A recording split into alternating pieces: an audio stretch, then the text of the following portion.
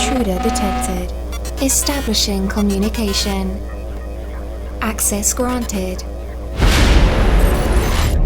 Accessing confidential data. Let's go.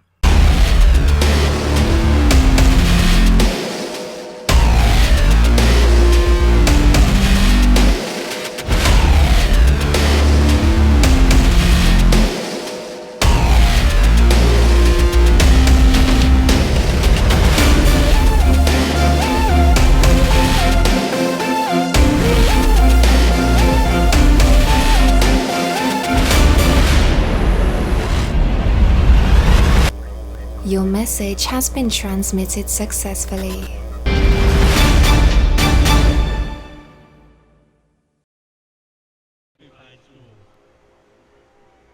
And good evening and welcome to House Park in Austin, Texas, as we get ready for Ranger football on this beautiful Friday night up here in Austin. This is Tony Brubaker along with Brendan Snow and our stat man Austin Milam as we bring you tonight's broadcast here on the Rangers Network. We're glad you tuned in, linked in, web browsed, whatever you have to do to get this on your phone or any other tablet or computer or anything you might have. We're glad you joined us on a Friday night because it's going to be an exciting football game for the Rangers. It's season opener again because last week, you'll remember, we were in at home, Smithson Valley against Hendrickson out of Pflugerville, and 4.5 minutes into the game, there was some lightning that never stopped. It seemed like it went on for an hour and then 2 hours, and then after about 2 hours, they decided to cancel the game. And Brendan, what we have here is another season opener for Smithson Valley where Austin Anderson had played a game. They lost 27-21, but two teams looking at it differently. Yeah, Smithson Valley is going to come out here, and they're ready. They're excited. They get to go out full speed, hit people. This isn't practice anymore. They get to go out there and play football like they've been waiting for all year. Anderson, they have slight advantage. They got to see on film what they did wrong, what they need to improve on. But then on the other side, Smithson Valley, they got to see what they did wrong, or what Anderson did wrong, and what they can do to beat them. Austin Anderson, the opponent, or actually the home team, but the opponent for the Smithson Valley Rangers, who are led by quarterback Josh Atkins, the 6'3", 250-pound, 15-pound senior, had a slow start last week, but again, the game was canceled, so he's looking for a different situation here.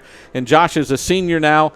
And Brendan, this is a young man that obviously has college aspirations, so every game's important to him. Yeah, he's coming off last year. He had a great year, throwing over 3,000 yards, totaling up over 40 touchdowns on the ground and throughout the air. And he's really the big part of the offense that they're looking for is to take another step forward and just keep that offense flowing all year long. And defensively, the Rangers are led by middle linebacker Jack Gibbons, another senior, 6'3", 220. He the leader from last year, Brendan, and he's a guy that they'll count on defensively. Yeah, he's the quarterback of the defense. He's in the middle. He's calling the plays. He's 138 tackles last year, 4 sacks, an interception. He does it all. He's there on every play, sideline to sideline. For the Trojans, it's a different story. They're 0-1, as we mentioned, lost 27-21 to Austin McCallum last week. Their quarterback is a young man who threw the ball sparingly but completed 13 of 23 passes for 139 yards and 2 touchdowns. Trey Lindquist is his name. He wears number 10, the 6'1", 165-pound senior. Has a bevy of receivers, 4 different ones line up on each play, a Y, a Z, an X, and an H, and each of those starters caught at least 2 passes last week. They have a running back named Riley McCarty. He's a senior as well at 6'1" and 180. He had 7 carries for 11 yards last week. They only ran the ball for 35 yards total. Brendan, this is an offense that put up 21 points but didn't put up any other good numbers. Yeah, and I'm sure they spread you out, and they're looking for those big plays. They're looking to wear you down with those short passes and look for the over-the-top play. Last game, they just didn't see it very often, get a lot of chances, and they're looking to exploit that today. Defensively, they're led by their defensive line, Alfredo Estrada, Romeo Martinez, and Jacob Harper. All 3 had big games last week. Estrada with 3 tackles, including a sack and a tackle for loss, and 2 hurries.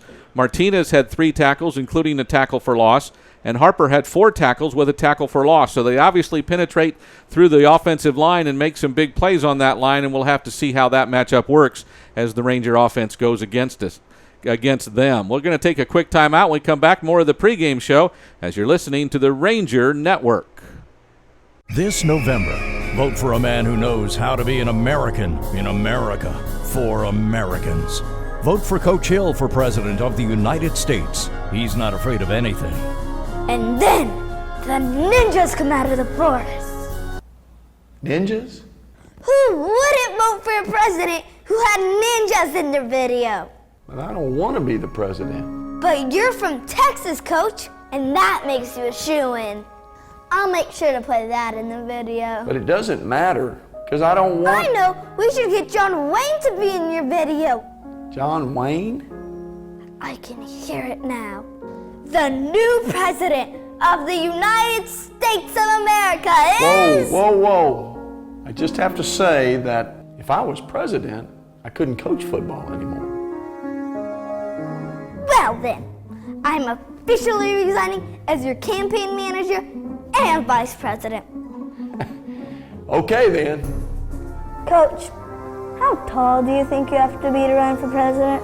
This political ad was paid for by Wick Productions. Watching a video is just better than reading stuff. I'm privileged to work at GVTC, not only to work for a company that provides excellent products and services, but also through the GVTC Foundation to be able to support the communities that we work and live in, serving those communities. Any individual can donate. We're a nonprofit 501c3, so it's a tax-deductible donation. That we're on the right track partnering with our communities as we continue to seek ways to grow the GVTC Foundation.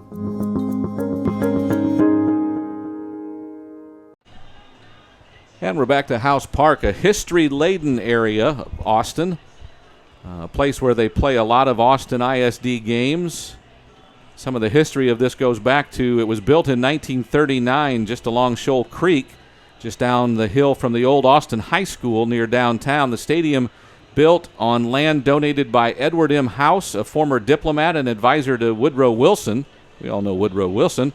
House Park was later dedicated to the memory of the Austin High School students that lost their lives serving in World War I and World War II. So a historic-laden park. We were talking about earlier, just kind of a beautiful area. You see a sprawling metropolis downtown to the left and just a bunch of trees to the right, what looks like a small town area. So kind of in the middle of all that, it's a beautiful area and a beautiful Friday night with the sun going down over the hill, hopefully as soon as it can. Both teams getting ready to come back out in the field. The Rangers down by their banner, and the Trojans are far behind them. But again, Brendan, this is a game around college athletics for such a long part of my life. I know coaches always said the same thing. The difference between game one or from game one to game two is marked.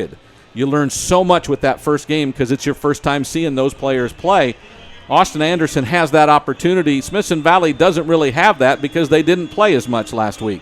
Yeah, definitely Smithson Valley's going to come out looking a little rusty to start the game. It's what you expect from every team at every level when they first come out to play their first series, quarter even. So I'm not expecting too much. I'm not expecting them to come out and just be firing on all cylinders. Take them a little bit to get back in the groove. And we did see last week when they did start that game against Pflugerville-Hendrickson at home, they did have some trouble. And again, we talked about Josh Atkins not being as sharp as we've seen him. He didn't perform to a high level in the first 4 minutes. In fact, the first drive they got good field position and didn't really do a whole lot with it before the lightning then struck, and then we didn't play any more football on a Friday night. This is a beautiful place, as we've mentioned. We should have a great high school football game coming up. There are other games in the district, that the 27 6A district that Smithson Valley is a part of. Justin's at Lake Travis tonight. New Braunfels, well, let me correct that and tell you that Judson's at home to Brennan. Seguin is at New Braunfels. Canyon is at San Marcos. Wagner at Taft. Austin Lake Travis at Steele, and really the game of the night. And East Central's at San Benito, and we'll have score updates at halftime and other times throughout the course of this game for you as we continue on the broadcast here on the Ranger Network. Head coach Larry Hill at the controls for Smithson Valley. We're getting ready to have our captain's meeting, and we'll give you the result in that in just a minute. Larry Hill in his 24th year, 228 and 64 his record. Obviously no record this season, and had some big losses at wide receiver and running back last year on this offense. but still expect big things with quarterback Josh Atkins and running back Cody Vicknair, a senior at 5'7" and 185, last year over 380 yards as a backup. Again, the captain's meeting's getting ready to go. Brendan, this is again the first game for Smithson Valley, so as we go through this, we'll make sure we let everybody know who the players are because it's a brand new season, but a lot of seniors on this roster that I know Larry Hill can count on. Yeah, especially you coming in, you're looking at Josh Dillon. They're looking at him to be their leading wide receiver. Last year he was 5th stats-wise in receiving yards, so they're looking for him to step up big this year. And as you said, with Vicknair being the backup, they're going to look for a lot out of him because he has a lot to replace. The senior last year ran for, I believe, 1,500 yards, and they're looking for the same thing out of Cody Vicknair this year. Well, the referee announcing all the different officials on the floor, but we'll ask Austin to keep an eye on that as we get ready for the start of tonight's game.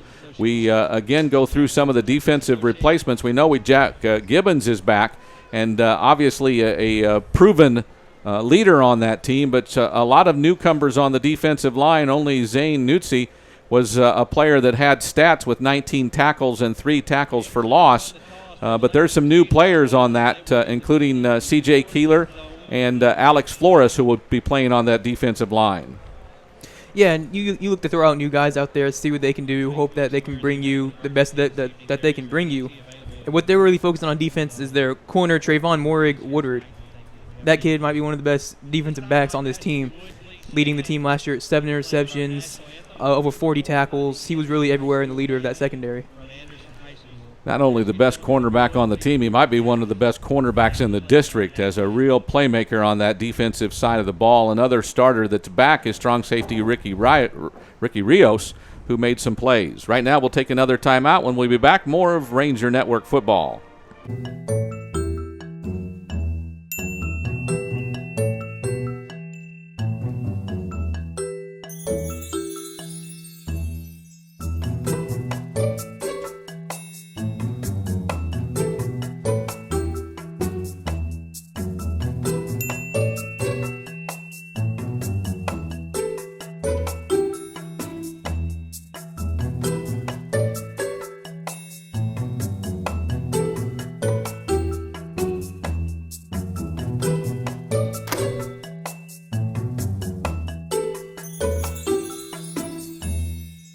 Cool, right? I can control just about everything in my home from my phone since GVTC installed our Connect Home security system. Whoa, I just got a text that somebody opened my window. I'm setting off the alarm. Get GVTC security monitoring 24/7 and even control your thermostat, lights, and cameras if you upgrade to our Connect Home system. GVTC, just plain smart. Oh, by the way, Mom, I volunteered us to host the Band Booster fundraiser meeting. When? Tonight, and we'll need to have something to eat, too. No! Sure, honey. How many are coming? I don't know, like 5? Thank you for calling Smoky Mo's. This is Katie. Yes, ma'am, we can feed 3 to 8 with our family pack. Actually, it's more like 20 are coming. Yes, ma'am, we can feed 20 with our group pack. Actually, make that 50. The Silver Spurs dance team is coming too. Absolutely, we can feed 50 with our group pack.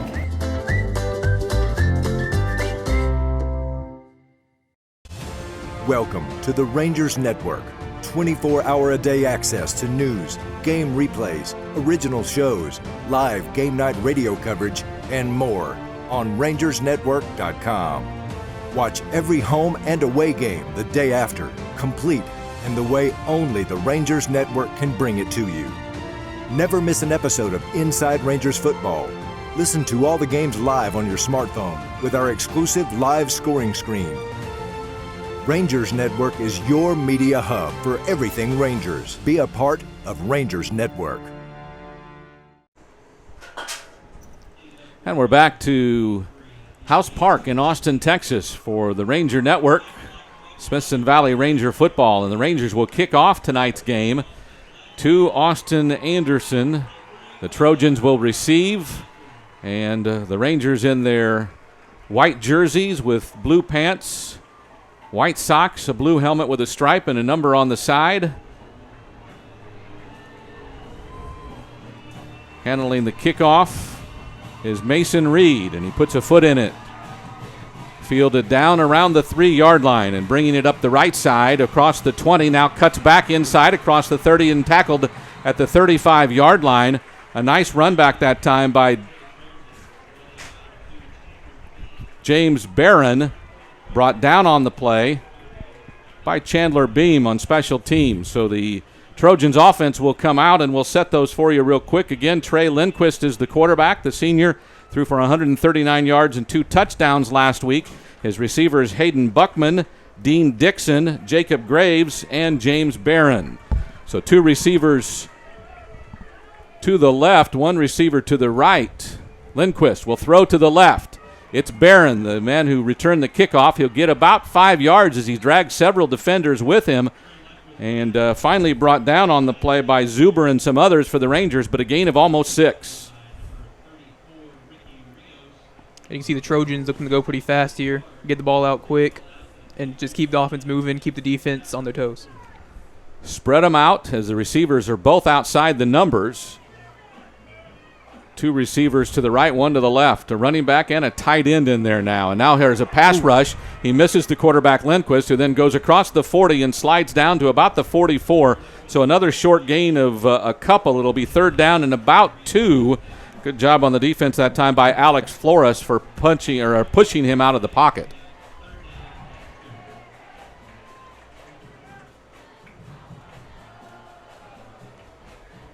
And actually they have a different, it looks like Jacob Graves is running at quarterback on this play. Graves, listed as a wide receiver, is going to take the snap from center with 3 receivers to the right and 2 to the left. No running back, no tight end. Graves takes it, throws it quickly to the left. It's caught. That looks like Barron, again with another catch for the Trojans. It's a 1st down out to the 49-yard line. Tackle on the play made by Josh Hansen. Jack Gibbons came off the weak side untouched, but with Austin Anderson with that quick offense, they didn't even worry about blocking him. So Lindquist is back behind center. Shotgun formation. A running back to his left, 3 receivers right, 1 to the left. Takes the shotgun snap. Fakes the handoff. Actually gives the handoff. It's the tailback McCarty. Couldn't go right. Yeah. Bounces off. Now gets loose down the left sideline across the 40, the 30, the 20. Finally pushed out of bounds inside the 10-yard line. Good pursuit that time, but not enough defensive on this side where he came back to. Ricky Rios pushed him out of bounds, but not after a huge gain on the play. And they're right back to the line. So 1st and goal from the 10, Lindquist with 3 receivers right, 1 to his left. Changes a play at the line, now takes the snap, gives it to McCarty, coming left, caught in the backfield like he almost was last time. This time a great job of penetration on the play by Nutzi, who brings him down for about a 5-yard loss. So 2nd and goal from the 15 for the Trojans.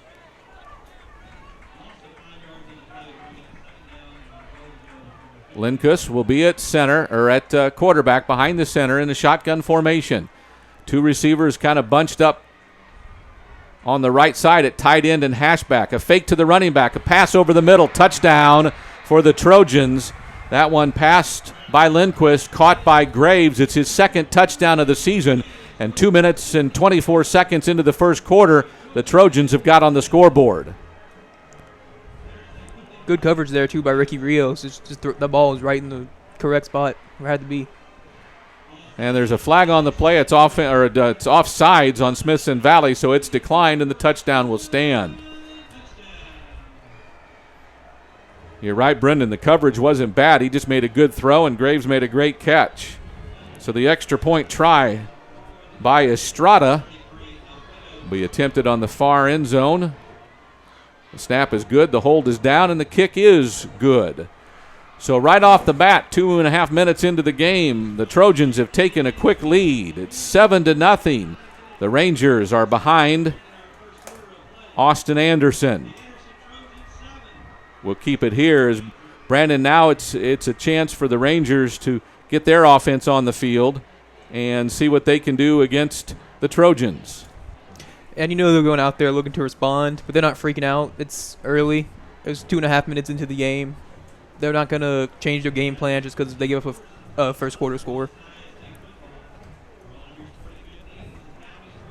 6 plays, 64 yards on the drive, 2 minutes and 24 seconds as the Ranger kickoff receive team will make its way onto the field, and we'll see what Josh Atkins and the offensive unit can do. That was really not a bad defensive situation there, not a bad defensive stance, except for the big running play where they had McCarty stopped going right, he bounced left, containment was beaten, and then he was off to the races.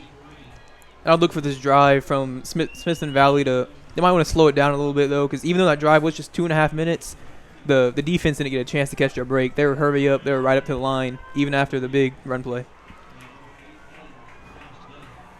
Woodard and Dillon are the deep backs for the Rangers. The kick by Estrada, a nice high arching kick taken by Woodard at the 5. He's got a little bit of blockers coming this way, but the defense knocks a couple of them out of the way. Then Woodard breaks a tackle. He gets across the 40. He's got one man to beat. He beats him to the 30, the 20, the 10. Touchdown, Smithson Valley. Woodard had 2 kick returns for touchdowns last year. He just added another one to his career record. The young man, I tell you what, Brendan, that was an impressive run back simply because the 6'1", 190-pound junior just willed his way through. He had some blockers in front of him at the start, and they kind of crashed it, and somebody had touched him back at the 20. Then they had him, I thought, wrapped up about the 25 or 26. He broke through that and then stiff-armed a guy at midfield, the only guy who had a chance to get him, and got a touchdown. The extra point try will come up, and it is good. And just, well, it says 9:22 on the scoreboard. That was a quick touchdown return, but the Rangers have tied the score at 7-7 with the kickoff return touchdown by Trayvon Morig Woodard. And again, he did it last year, and he's already doing it again this year. Touchdowns on the returns, and Smithson Valley has tied it up to 7-7. No real drive information on that one. We'll be back right after this timeout. Tonight's broadcast on Rangers Network is brought to you by Security Bank, Ferris Orthodontics, GVTC, Wick Productions, HEB, Rangers Network, Chicken Express, Pizza Hut, Red McCombs Ford, and Smoky Moe's.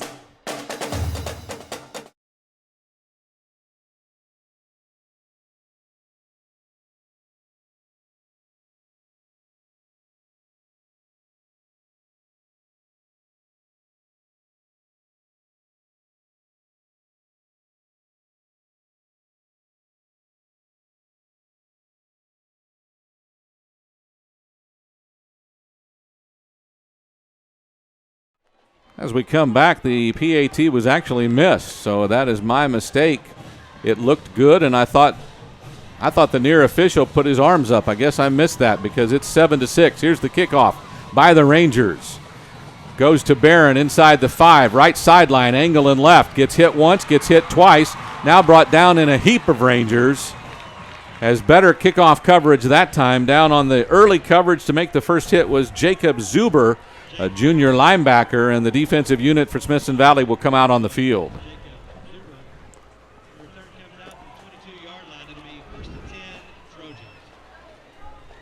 From the 22, it's 1st and 10 for Austin Anderson here from House Field in Austin, Texas. A beautiful Friday night. Glad you've tuned in for us. 2 receivers come to the left. There's also a slot back to the left. 1 receiver right. Lindquist. Got someone to jump, and I think there was contact that time. It's the man in the middle, Nutzi, who will be called for encroachment, so that'll be 5 yards. It'll be 1st down and 5 for the Trojans. That's already 2 mistakes on the defensive line early in this game. 7-6, the Trojans lead the Rangers, who missed their opening extra point try.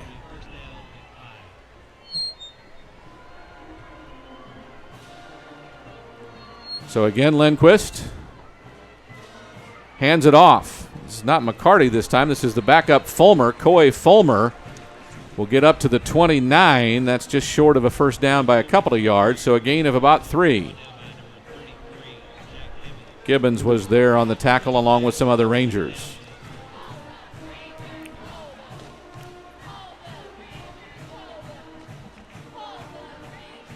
So the offensive line comes. The H. One receiver either way, a slot back, a running back, and a tight end. So they're changing formations a lot. Here's Lindquist throwing right. That's Barron again, who makes a catch for a first down, goes out of bounds as he's pushed out of bounds on the play. Up to the 35, it's a first down. Coverage on the play by Chandler Beam. And C.J. Keeler had great jump on that one, too. He was there as soon as the snap got off. That Anderson offense, they throw the ball so quick, they neutralize your pass rush. So Lindquist has a running back to his right side in the pistol. 2 receivers either way. Shotgun snap comes. Quick look. Doesn't have it. Throws it right over the top, out of bounds, incomplete. Our first incomplete pass at 8:31 to go in the first quarter, and Anderson up 7-6. Sets up second down and 10.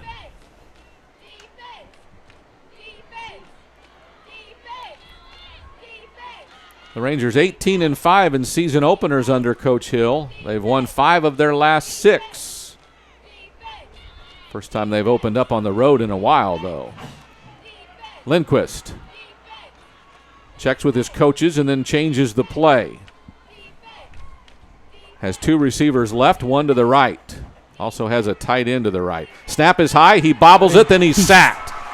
Nice job. C.J. Keeler came in, the junior, with the sack. That'll be a loss clear back to the 28-yard line. Be third down and 17. Pretty big hit out of Keeler too. And that's a couple times now we've seen him get back in that backfield pretty quick. Keeler's lining up on the left end of the defense front 4. Lindquist on 3rd and 17. Takes some time, has a man in the flat, and he overthrows one guy and throws it short of another. Not sure who he was trying to get it to. The short man was Barron. It was over his head. The deep player was Graves, and it was in front of him. So incomplete pass brings up 4th down, and the Trojans will have to punt.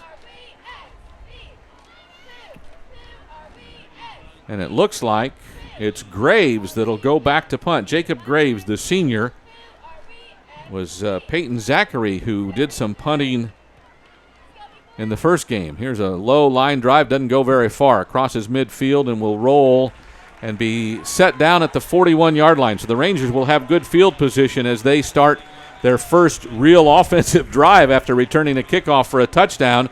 Josh Atkins will be on the field for the first time tonight, and we'll have to see what they can do offensively. I think on that punt, they didn't want to put the ball in the hands of Trevon Mooring again. They wanted the short punt. And again, Graves' punt was 31 yards, no return. So we'll also get a chance to look at the Anderson defense as the Rangers come out with 1 receiver wide right, a tight end, and a slot left. Kind of a broken T. Handoff, McVicknair across the 45, a gain of about 4. It's 2nd down and 6. Has a good gain on first down. Nice way to come out and establish your run. Just come power it right up the middle. Show who has the bigger men. It was actually Jaden Deaton, the junior running back, who carried it on first down. Victor not on the field. So Atkins again in the shotgun formation. Hands it off. Going right. Nice job again by Deaton as he wiggles his way up to midfield. It'll be 3rd down and 1 as he brought down in a heap on that play by several Trojan defenders. So 3rd and short for the Rangers.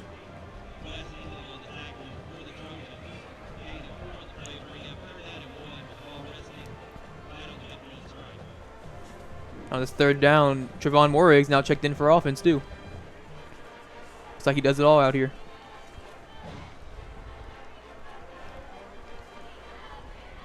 So again, the Rangers this time split 2 receivers. Now Woodard takes the fake handoff, and Atkins will go straight up the middle and gain a good 6-7 yards to the 44 of the Trojans for a first down for the Rangers. Used Woodard that time as deception, coming from the right slot, across the front of the formation, and he pulled a lot of defenders looking that way as Atkins got up the middle. First down, Rangers. Atkins, a receiver either way, a tight end to the left. Motion, Atkins fakes. Now he looks. He's got a man deep. Looking for, and the ball is knocked away. A nice look to Grochette, but the defender got there just in time to get a hand on it, and the senior tight end couldn't catch it. Davis Grotchett, 6 foot, 210. He's a senior. He was a backup quarterback last year. This year playing tight end and was a target there. Josh just didn't throw the ball far enough. No, and Grochette looked good out there being a tight end. Looks like he's been a tight end his whole career. So 2 receivers go left this time, 1 to the right. Motion from Rude. Atkins gives it on a wide receiver sweep. It's coming to the far side, and across the sideline and making some good work out of it is Josh Dillon. He'll get enough for another first down as he crosses the 35 to the 31-yard line before he's pushed out of bounds, and the Rangers have another first down. He got a real nice block on the outside there by number 12, Edwin Martinez, taking out his defender and clearing a path. Good job by a receiver blocking for a receiver. So the Rangers looking to the sideline for the play call. Atkins sends his offensive line to the line. 31-yard line is where they're at of the Trojans, marching right now on this drive. Down 7-6. Atkins wants to pass, but there's a whistle. Looked like perhaps some movement. Illegal procedure will be the call, and it'll cost the Rangers 5 yards. So it'll be first down and 15. As Cody McNair makes his appearance. Brings in a play, or at least starts to bring in a play. Now they all look to the sideline. Moving quickly, but not too quickly. With 5.5 minutes to go in the first quarter, it's Anderson 7, Smithson Valley 6. The Rangers on a drive now that's covered about 25 yards, 23 yards to be exact. It's first down and 15. Atkins takes the snap, gives it to McNair up the middle. He'll wiggle for 4, maybe 5 yards to about the 31. So they get the 5 yards they lost on the penalty. It's second down and 10. And Smithson offensive line just getting every push right now. They have not met any resistance yet from Austin Anderson, and they're just getting 4 to 5 yards every carry.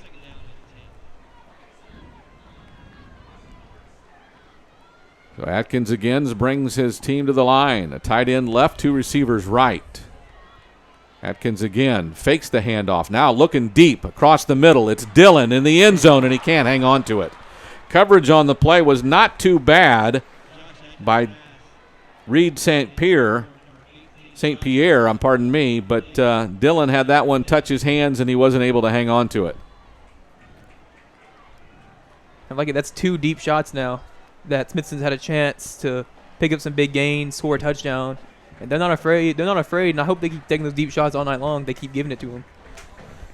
Amen to that.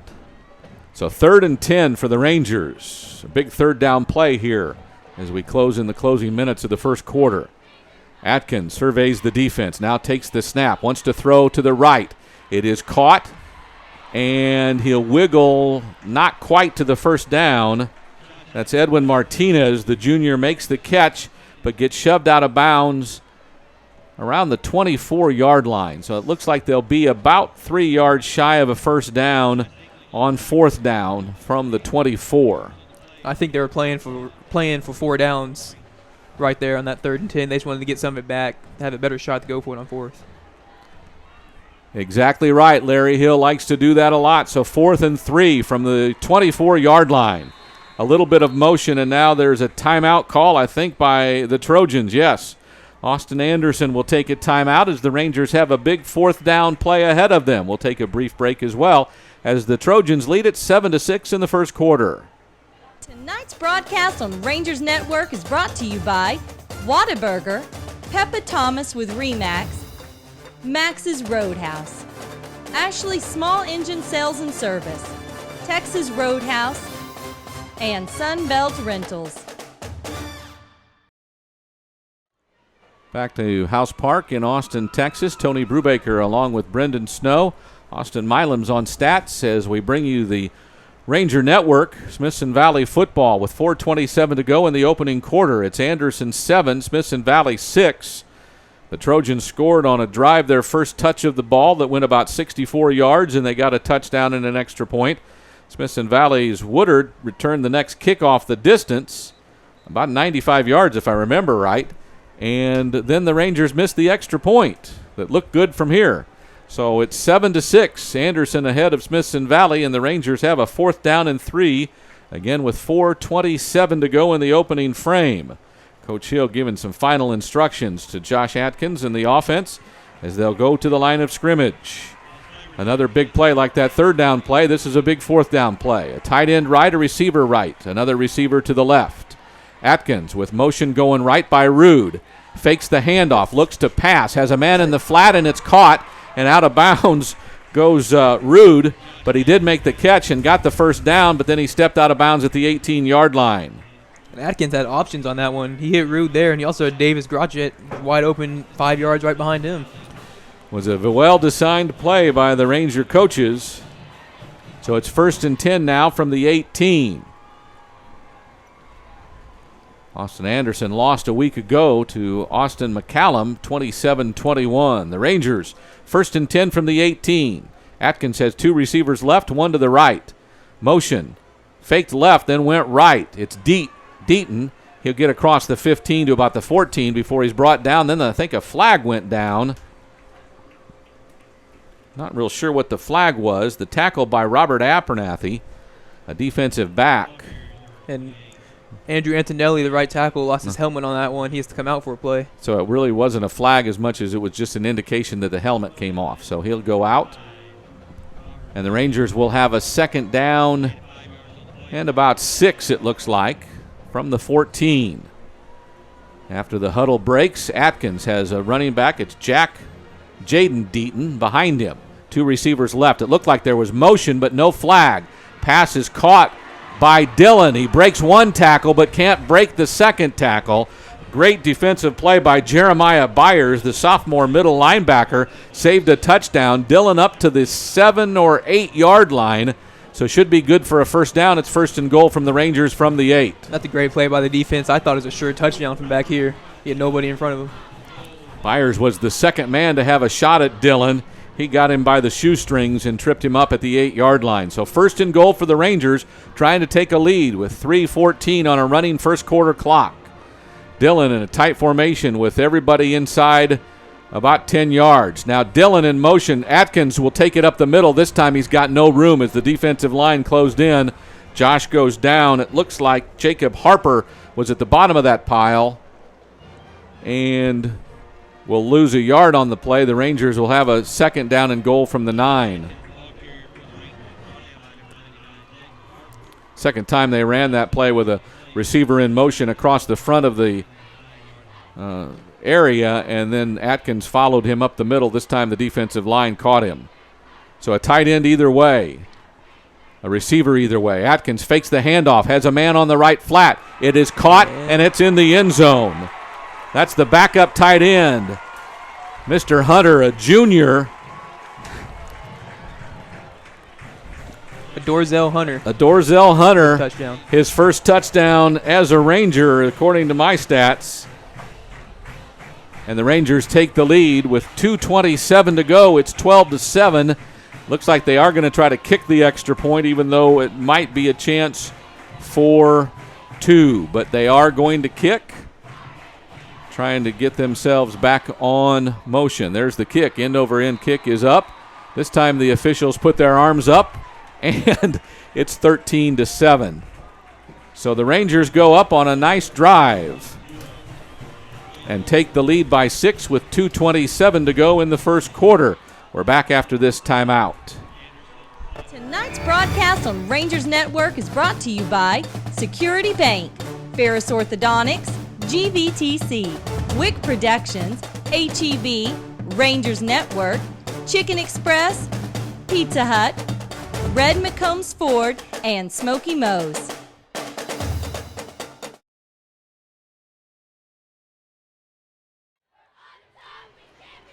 Back at House Park, where the Smithson Valley Rangers have taken a 13-7 lead with a nice drive, 13 plays, 59 yards, 5 minutes and 17 seconds, and really starting from their own 41, a nice drive of a lot of different elements. Brendan, a lot of different players touch the ball on a nice drive.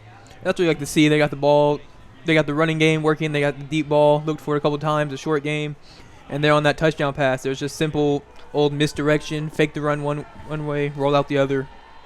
Play works 90% of the time. You're absolutely right. It worked then. So the kickoff is a short pooch aimed to about the 20. There's no one there. It hits the ground and then finally rolls out of bounds, so that'll be a penalty. A nice try that time. Not real sure what exactly he was trying to do. But Mason Reed was just trying to pop it into a zone where the offense wasn't. Maybe his defense could come down there and get a cover. But that'll move the Trojans out to the 35-yard line. Well, they'll start 1st and 10 with no time elapsing on the clock. Still 2 minutes and 27 seconds to go. And they're going to kick it again. Oh. So Austin Anderson thinks they can get a better return with another kick than to take the ball on the 35-yard line. We'll see. The best thing about that is we get to see evidence of whether they're right.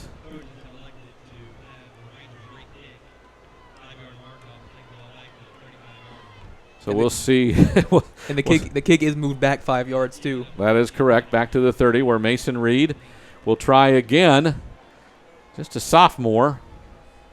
I know that was a design play. Don't make me think. I'm not trying to say anything different. It was designed to be kicked there. It just didn't. It wasn't as executed as well as it could have been. So Reed will get the kick. Moving from left to right. This one end over end is deep, angling towards the left. It's Dillon for the Trojans. He's hit, bumped, gets back up on his feet. Not real sure whether that was Mason Pierce or Jacob Zuber who got the big hit. Jacob Zuber is the first one there. So Zuber gets the first hit, and so they could have started at the 35-yard line with the penalty. Instead, they wanted to kick again and got to the 25. So sometimes you outthink yourself, and I think that time the Austin Anderson coaches outthought themselves. So from the 25, the Trojans work with 2:18 to go on the first quarter clock. Lindquist takes the snap, gives it to his running back McCarty, who angles to the right, gets a yard or two before he's wrapped up. Jacob Zuber again. He's everywhere right now. Zuber is everywhere as he was the first to wrap that one up. Also had some help on the play by Josh Hansen, but Zuber, like you mentioned earlier, it was Gibbons and Kohler that were in different places. This time it's Zuber. So again, two receivers left, two to the right. Lindquist takes the snap, looks left, fakes it, and then gets knocked to his feet. The ball's loose. Looks like another offensive lineman got on it, but a great sack that time, a great sack by Colt Fullen, the senior who had a sack last year to his credit, gets one in the first quarter of his first game of the season. So back to the 20, it's 3rd and 15. Lundquist never saw him coming. He pump faked to his left. Never saw him coming from the blind side. I think Graves was the receiver down here trying to do a little out and up, and Lindquist just didn't have time for that. Defensive line putting a lot of pressure on him if he holds the ball more than a count. This time a lot of pressure, and it's a screen play, and he outthrows his receiver. Nice look that time. James Barron was the receiver he was looking for and had some offensive line moving out in front of him. But the pass was awry as the pressure got back to him, and that time everybody on the defensive line was through. So from the 20-yard line, it's 4th down and 15. Again, Jacob Graves, the senior receiver, is back to punt. Woodard stands at his 50-yard line. There's a short snap. There's a lot of pressure. They bump the kicker, but no flag. Woodard will field it. Avoids one tackler, then wrapped up at about the 42. So give him a gain or a return of about 3 yards after a punt of not even 25. And nice job just even picking up 3 yards there. I thought he might have needed to fair catch that one. Defense was coming in quick. I don't think he's going to fair catch many this year. 54 seconds to go in the quarter. The Rangers will have 1st and 10 from the Trojans 41, a short field this time, shorter than even last time, which was only 59 yards to pay dirt. This one 41 yards away. Josh Atkins has Indiana Howes behind him as the tailback now. 3 receivers right, 1 to the left. He fakes the handoff, has some pressure, lets it go deep. That's Martinez. Touchdown! 41 yards. And a great job by Indiana Hawes checking in, and he gets a little help on the chip block on the right end and gave Atkins the time he needed to make that throw. What a beautiful throw by Josh Atkins. As Brendan mentioned earlier, they had gone deep several times, and they keep taking chances deep. This time a completed pass of 41 yards to Martinez from Josh. Here's the extra point try. The snap, the hold, the kick. This one's good. Boy, those officials take a lot of time putting their arms up. It's like you got to just wait and wait and wait. It's 20-7. The Rangers go up by 13 with 47 seconds to go. We're back after this timeout. We're cooking dinner here at Whataburger. Doesn't that sound good? We can cater to everybody's needs, whether you want a burger, whether you want chicken. I love the salad because it has fruit, vegetables. I ordered the triple meat with cheese. Double meat with double cheese. I'm a meat eater.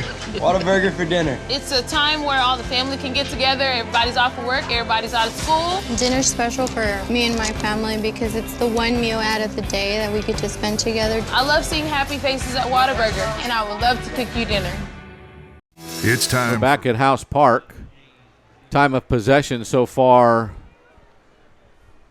Looks like the Rangers and the Trojans are about even, but it's 20-7. Right now the Rangers leading by 13 points. I think most of that Trojans offense all came from that first drive. I'm pretty sure they've had 2 straight 3-and-outs. And the Ranger defense has just been on top of it as of lately. Other than that one running play where, again, they wanted to go right and containment was left open on the left side. The running back McCarty came left, and that's where he got the big 40-yard gain. Here's a short kick again, intended for and caught at the 22-yard line. A nice job of avoiding tacklers is Dixon, but he goes all the way across the field and will pick up maybe 5 yards of positive yardage when he ran 50 yards across from the left side, or his left side, to his right side. So they'll finally spot it down. Well, we don't know. They're all running in a different direction. Where do they have it spotted? At the 29 maybe? Yes, they'll put it at the 29, and that's where the Trojans will have it 1st and 10. It looks like Coach Hill likes to, on the kickoffs, put the ball in, not the best guy's hands. They want to force someone else to make a play in special teams. Indeed they do. Lindquist again with 2 receivers to the right, 1 to the left. Here's motion coming in front of him. And there's a procedure penalty, I'm guessing, as the flags go. Looks like they're waiting for the referee to make the call. The illegal procedure is the call, so it'll be 1st and 15 from the 24 instead of the 29.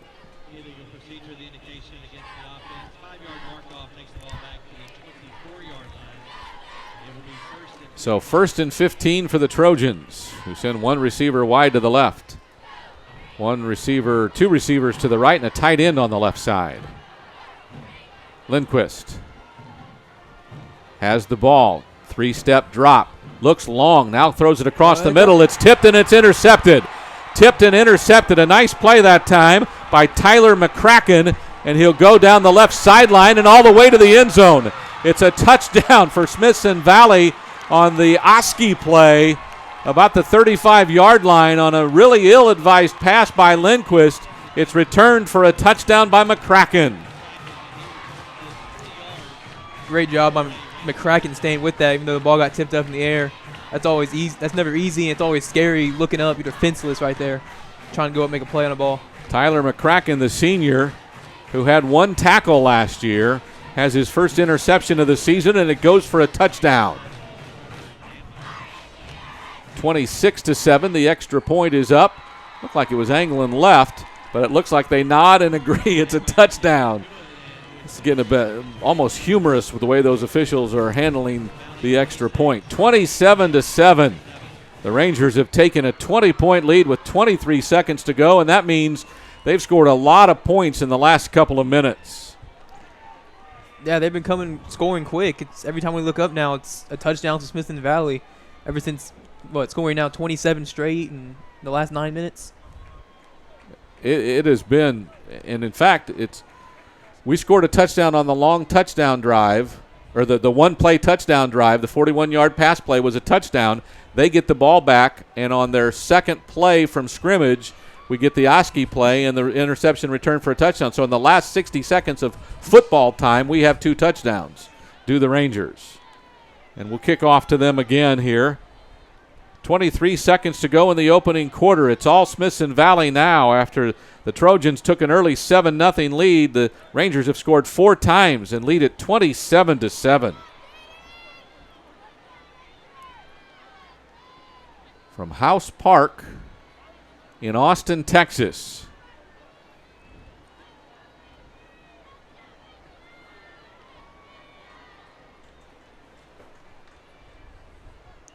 He's got to hope Smithson Valley keeps this up for the rest of the game and doesn't let up and allow a team to slowly crawl back into it.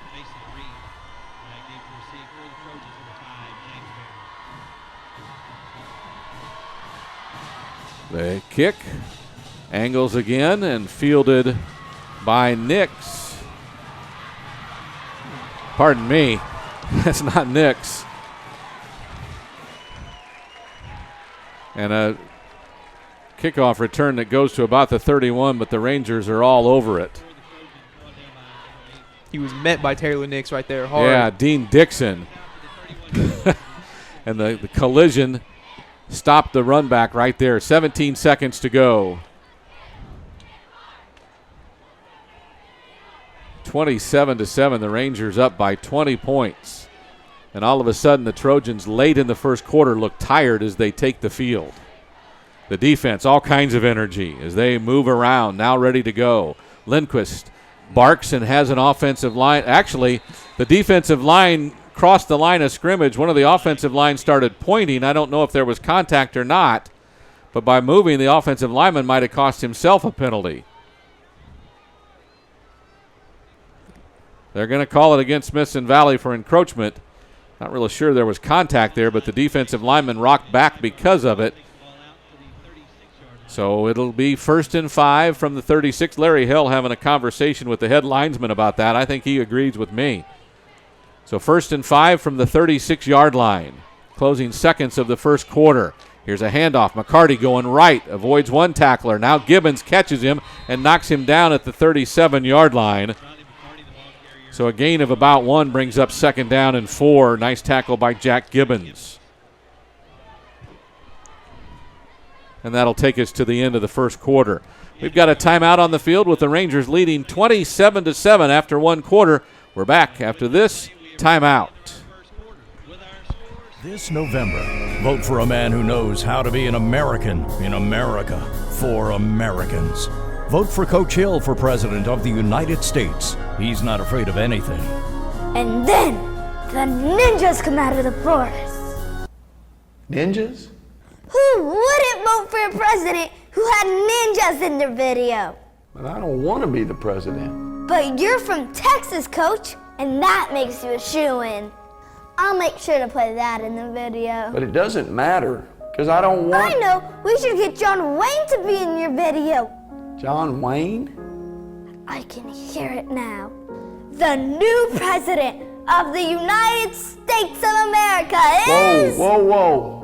I just have to say that if I was president, I couldn't coach football anymore.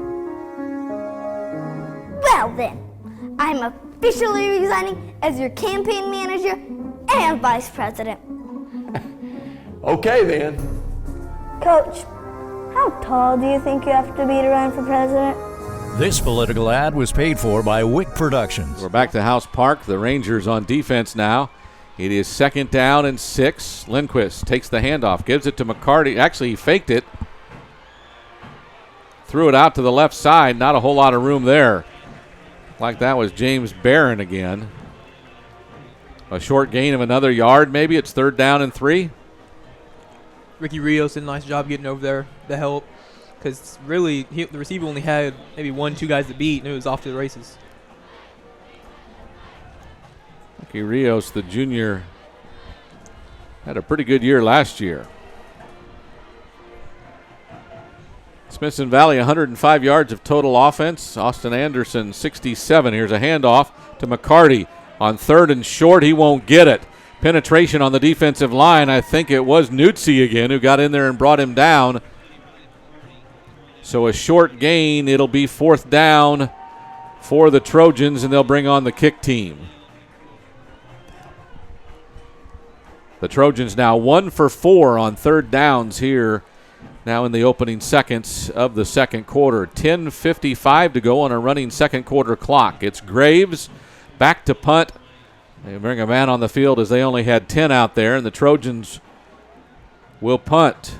The snap slow, but it gets there. All kinds of Rangers in his backfield. Woodard takes it, one man to beat. He beats him. Now a couple of blockers coming to the left. Across midfield, stumbles and then goes down. I think more of his own stumbling than a tackle as he falls to about the 41 where the Rangers will start 1st and 10 as Mr. Woodard looks exciting again returning those punts. Made a bunch of good block setup there, and I saw number 19, Mason Pierce, come back and make a big block that around the 45-yard line to let him get out to the 40. So with 10:33 to go in the second quarter, and the Rangers leading 27-7 from the 41 of the Trojans. They'll start 1st and 10. Josh Atkins will send two receivers to the right. A little broken T in the backfield with a slot on the left side. Takes the snap, gives the handoff. This is a little receiver type sweep.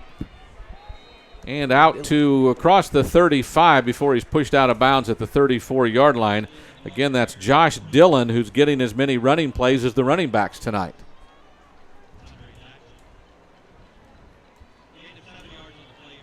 Gain of 7 brings up a 2nd down and 3. The yard marker to go is the 20 or the 31 for a 1st down. Atkins gets the signal from the sideline. Checks with the huddle. They break. One receiver left, one receiver right. Woodard now split left. The handoff faked, and it's aiming for Woodard. He's wide alone in the end zone. Touchdown, Smithson Valley. This time Atkins to Woodard, and the Rangers have gone up by 6 more. And they just caught Austin Anderson, defensive back, asleep over here. They used Woodard as a distraction earlier. I guess you assume that's what they're doing again. And Woodard just speed right past him. Absolutely amazing. I'm glad I saw him because when we knew he was here, we knew something was up. Nice play fake by Josh Atkins that time, and Woodard was 10 yards behind the defender on the play as he stepped, just kind of waltzed into the end zone. The kick is up, and this one is good by Trevor Danmeyer. So it's 34-7. The Rangers are up by a whole bunch here in the opening minutes of the second quarter. 10:21 to go in the second quarter. And that was another deep shot set up by more play action because the run game they haven't been stopped yet. They picked up solid gains every time they put the ball in one of their guys' hands. It's not like they've run for a whole bunch of yards, but the fact is they keep throwing the ball down the field because Anderson's not covering real well. So in any event, it's 34-7. The Rangers taking care of Austin Anderson here early and often after giving up an opening touchdown drive to the Trojans. The Rangers have reeled off 34 unanswered points.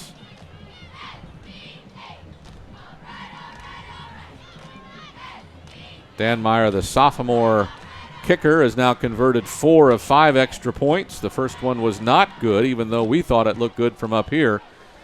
And Mason Reed will handle the kickoff duties for the Rangers now as they'll kick it off. Now the Rangers in the second quarter moving right to left on your computer screen.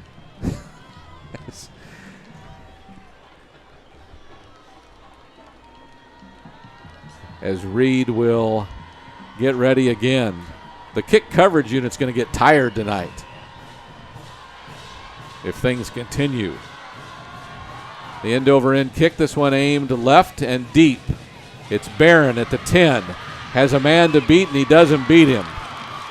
Good coverage on the time. The first one there was Taylor Nix, and then a couple of other Rangers helped wrap him up, but Nix got the first bump to knock the returner Barron off stride. He'll get up to about the 29, I think, is where they're going to spot it. First and 10 for the Trojans from their own 29. Or they'll march it back to the 28. So wherever they start, they'll have first and 10, and they'll march their offense. The offense came out with a little more pop in their step. This time 2 receivers at the inside of the numbers on the left, 2 receivers on the outside of the numbers on the right. Lindquist makes a hand signal, then looks now, waits for the snap, takes the snap, throws quick to the left. A little wide receiver screen. This is Graves. Gets a nice block from his fellow receiver before he's bumped out of bounds. Ricky Rios knocked him out at the 35-yard line, so a gain of about 8. The defense being encouraged to get after it by head coach Larry Hill now after the nice gain. Credit to Mitchell Andrew out there blocking for his receivers for Austin Anderson. Yes, indeed. So 2 receivers to either side again. This time on the left, they're outside the numbers. On the right, they're inside the numbers. A lone setback with Lindquist in the backfield. And now there's motion on the offensive line. That'll cost him 5.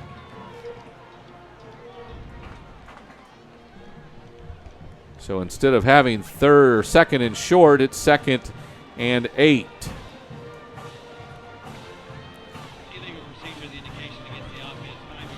Again, the penalty, illegal procedure.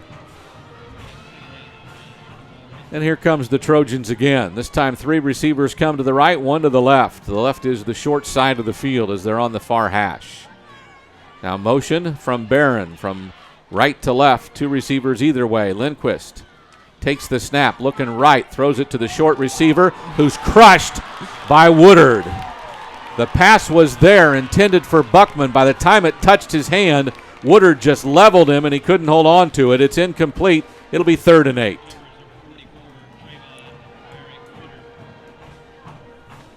He's lucky he's running an in route on that one. If he was running any other route, Woodard would probably be dancing in the end zone right now. Good point. Taylor Nix comes back in at linebacker for the Rangers as it's 3rd and 8. This time they're running some time off the play clock. It goes under 5, and they're just now getting set. They're going to get delay of the game. And there it is. For whatever reason, now do they call a timeout in time? They must have called a timeout. So the second timeout of the first half called by Austin Anderson will send us to a break. It's 34-7. The Rangers all over the Trojans. Tonight's broadcast on Rangers Network is brought to you by Whataburger, Peppa Thomas with Remax, Max's Roadhouse, Ashley Small Engine Sales and Service, Texas Roadhouse, and Sunbelt Rentals.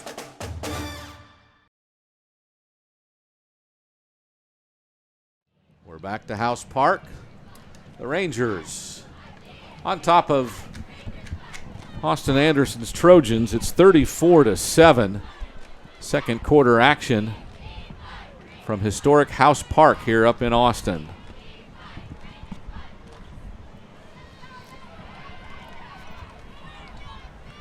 So on 3rd and 8, Lindquist sends 2 receivers either way.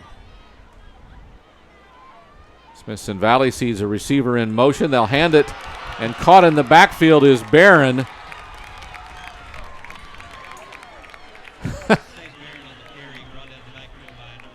Colton Fullen was there to make mincemeat that they're 1 of 5 now on 3rd downs. They are not having much success on 3rd downs. as it's 4th and about 12 now from the 25-yard line. Woodard goes deep, but not very, standing on his own 45. Graves will handle the punt. Again, pressure. This one kind of a wobbler at midfield. Woodard spins away, defeats 2 more tacklers, then breaks loose. Right sideline, has 1 block to get. He avoids another tackler as he cuts back to the middle of the field. And for the second time tonight, and there's a flag on the play. We'll have to wait and see what it is, but for the second time tonight, Mr. Woodard has returned to kick for a touchdown. The first one was a kickoff, this one a punt. Not really sure, I didn't see what happened, but flags came a-flying around the 25-yard line. He's done a great job of making something out of nothing. He caught that ball, the defender was within 2 yards of him. Spun away at the start. Must be an illegal block, I'm not sure. Well, I don't know. The Rangers are coming back to their sideline. Not all the Trojans are going back to theirs. That's a touchdown. Penalty, personal foul against the Trojans is the call.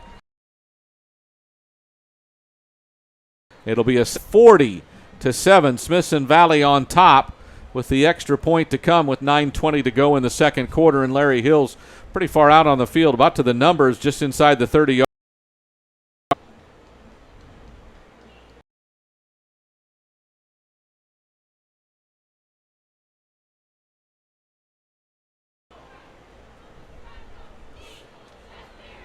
The head coach, Jeff Rhodes of the Trojans, also talking with the officials now. It looks like the Trojans' defense is out there. Well, they haven't put numbers on the score. They haven't put the score up on the scoreboard, but I did see the referee signal touchdown. So I'm confused. They're going to try the extra point. So their defensive unit, which was standing at about the 20-yard line, now goes back towards the end zone, as the extra point attempt will be handled by Trevor Danmeyer, and it is 40-7. That was Woodard's 3rd touchdown of the game. A kick return, a punt return, a receiving touchdown. He has the hat trick. The trifecta in the books, and we still have 9. Danmeyer. Well, the snap is not good. The hold, and now going across the end zone is Chandler Beam. Did he get to the end zone? They say no. He was tackled short, so the try for 2 by Beam after the snap was low fails, so it remains a 40-7 score, and for the second time tonight, the extra point try has not succeeded. The Rangers lead it, though, 40-7 with 9:20 to go. We're back after this timeout.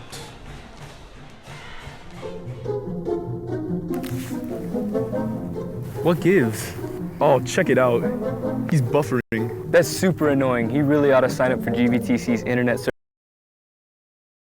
Speed and up to stop buffering at the worst times. Call GVTC today for Speed Sync internet service and say bye-bye to buffering. GVTC, just plain smart.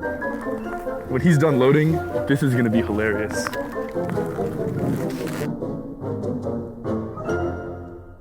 It's time for... Back at House Park in Austin, Texas, this historic facility built in 1939. Okay, was the personal foul against Smithson Valley? Because now they're going to kick off from the 25-yard line instead of the 40. We were just talking. None of us really saw what happened, so we are without knowledge of the event. But Mason Reed will come out, and the sophomore will put a toe to it at his own 25-yard line. Back deep, as he has been all night, James Barron stands at his own 15. Reed, end-over-end kick, has some distance. Fielded at about the 17. Barron wrapped up, now gets loose, gets ahead, then knocked down at the 40-yard line. Wesley Cornelius got the last part of the tackle as he avoided a couple of others, and it'll be 1st and 10 for the Trojans from their own 39.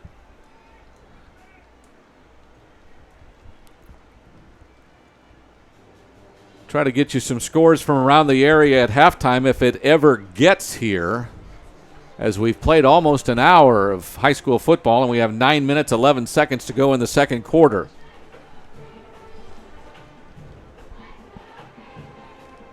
Lindquist, 2 receivers either way. Handoff to McCarty. Blasts right up the middle. He's going to go the distance if no one gets him. A couple of pursuers will trip him up finally inside the 20-yard line. That was a nice handoff, and right up the middle he went.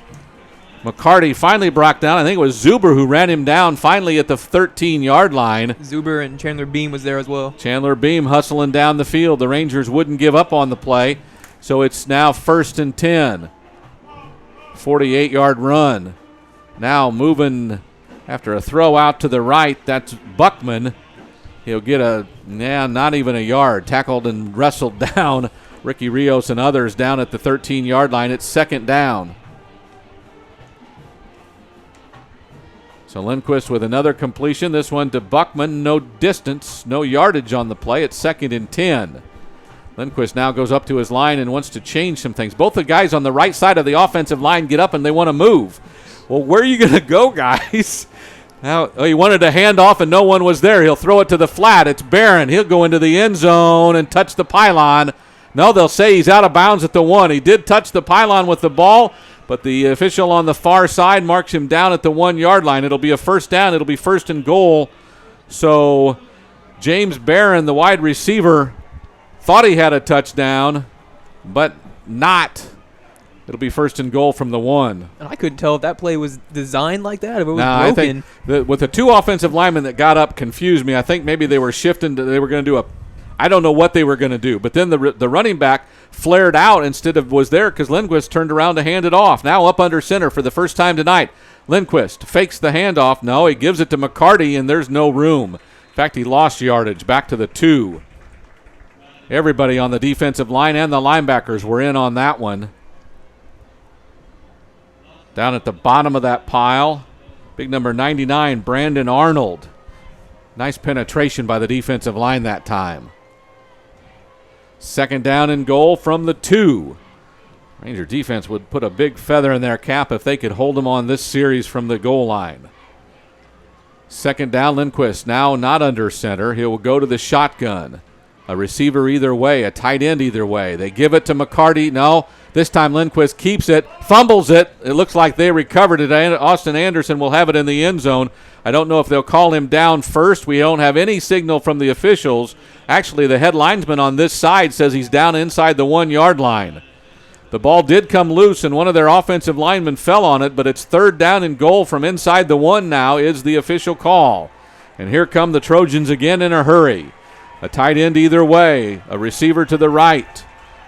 I formation behind Lindquist. He'll sneak it. He gets pushed by his running back, and he should be over the line of scrimmage. The head linesman says so now. It's a touchdown for the Anderson Trojans. 7:02 to go in the second quarter, and for the first time since early in the first quarter, Anderson gets on the board. It's 40-13, the extra point to come. And same story as that first drive Anderson scored. It was one big run play that set it up, and then the defense played well the rest of the series. They had such a short field to work with. It's a difficult job to do. Estrada will try the extra point. The snap, the hold, the kick is up, and they nod yes, so it is good. 40-14 is your second quarter score with 7:02 to go in the frame. The Rangers on top of the Trojans big. We're back after this timeout. Boy, it doesn't get any better than this. Ain't that the truth? I'm glad we got a chance to do this with you being so busy with football. Yeah, and you don't have any free time working on all those people's smiles. Hey, what do y'all think y'all are doing?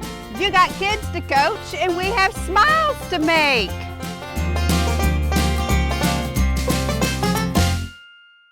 Get your guns up. Do you know exactly what qualifies it to be a marsupial? We have a whole new group of seniors this year, but some things always stay the same. Get your phones out, text your mama hi, and tell her you love her. On the field, they're all business, but in here, it's all fun and games.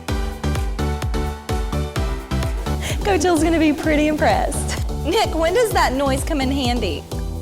Hello from the other side. Ooh. Can you imitate Coach Shin for me? Are you NASCAR material? After I get done watching my Minecraft videos, draw me a picture of Coach Hill. We're back to House Park. The kickoff from Estrada, end over end kick will be caught by, I think that's Dylan at the 5. Angles to the left, has one tackler to get away from. He does, then gets tripped up as he goes across the 20.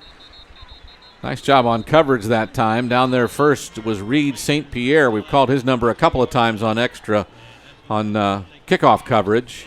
The Rangers will have 1st and 10 from their own 22, I believe is where they'll spot it now. 40-14 with 6:56 to go in the second quarter. The Rangers, after a 6-play, there is a flag on the field, but that last drive was 6 plays for 61 yards, and it took 2 minutes and 18 seconds, according to Austin Milam. So the flag will take the kickoff return, which ended up at the 22nd, backwards. Must have been an illegal block because now they're standing at the 19 and look like they're going to march it back from there, probably half the distance to the goal.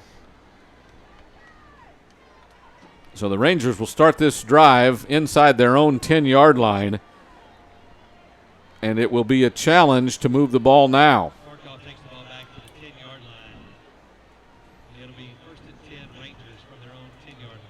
Time for a good, methodical, long drive. Josh Atkins out of the shotgun. 2 receivers left, hands it. This is Deaton. Jacob Deaton got the start tonight and has got most of the carries as the running back. Jaden Deaton.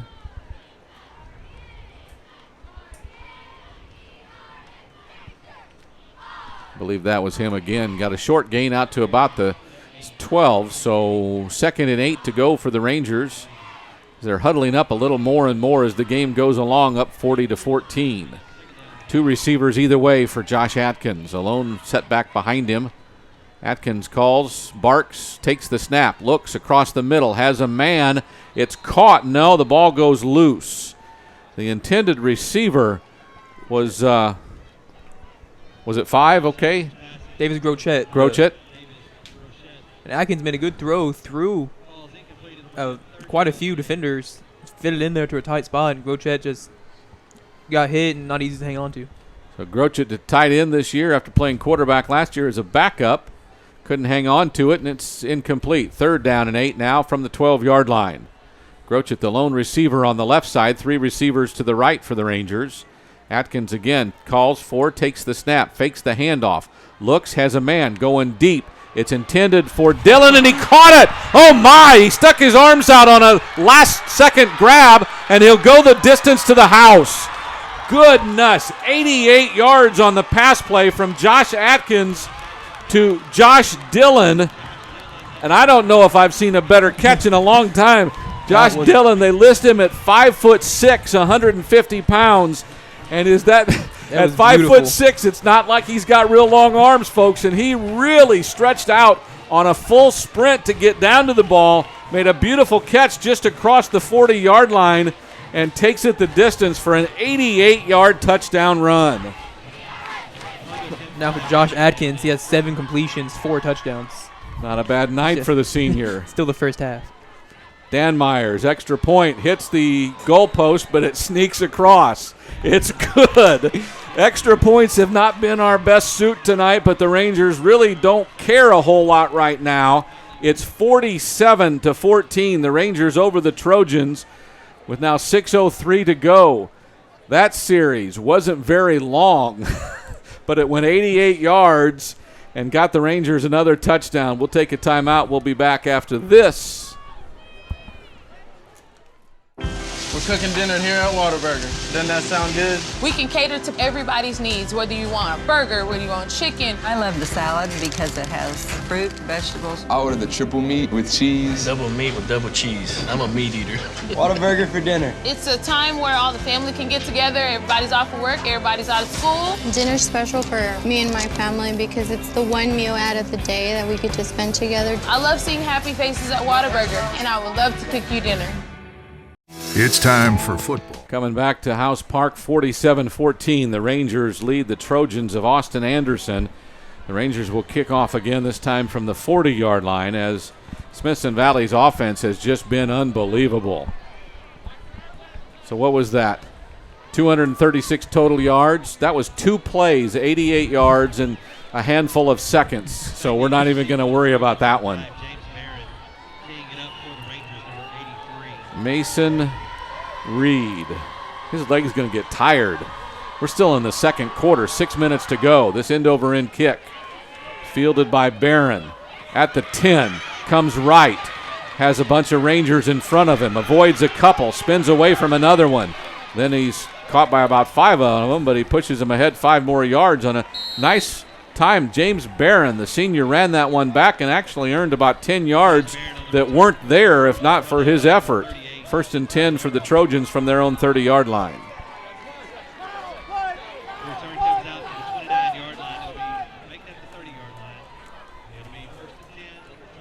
So the Trojans, see how they come back out on the field. Have a little bit of energy, but it is 47-14, and we're still in the first half, folks. We still have 5 minutes and 52 seconds to go in the second quarter.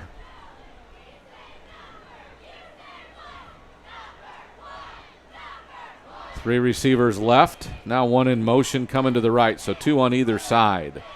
Lindquist takes the snap, hands it off. Here's McCarty. Nice run again across the 35, a gain of about 7 to the 37-yard line. Austin mentioned it earlier. They need to run the ball more. Their best success has been running the ball, and then one of their offensive linemen goes down after this play, so there's timeout on the field. A gain of 7 on the run. It's 2nd down and about 2 or 3. Big offensive lineman that time goes down is Peter Ramsdale, a senior. List him as a left guard, but looked like he was at right guard on that play.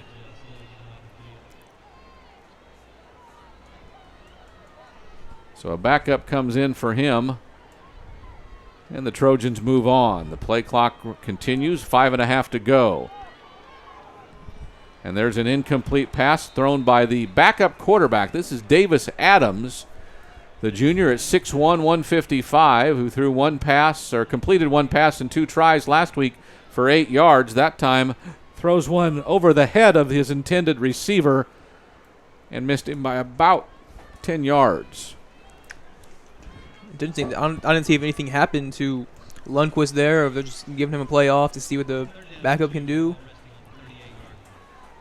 Well, Graves will now line up at quarterback. It's 3rd and just 2. They are 2 of 6 on 3rd downs.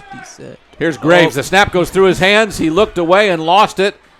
And pressure put on by both Nix and Gibbons. So a big loss will bring up 4th down and a punt for the Trojans back to the 29-yard line. Graves was lined up at quarterback, kind of a Wildcat kind of look, or a Trojan look, I guess. And the snap just went through his hands. Just simply went through his hands. And he might have been lucky he didn't catch that one, because once again, Taylor Nix was coming off the edge untouched, and he got a free shot. Just a thought now that you've said that for the 17th time today. Maybe they ought to block him. Just a thought. I don't know. I think there's a timeout on the field now. They called their final timeout of the quarter, did Austin Anderson. Before the punt, there is a timeout on the field, so we'll take it with them. We're back after this brief message. Tonight's broadcast on Rangers Network is brought to you by Security Bank, Ferris Orthodontics, GVTC, Wick Productions, HEB, Rangers Network, Chicken Express, Pizza Hut, Red McCombs Ford, and Smoky Moe's.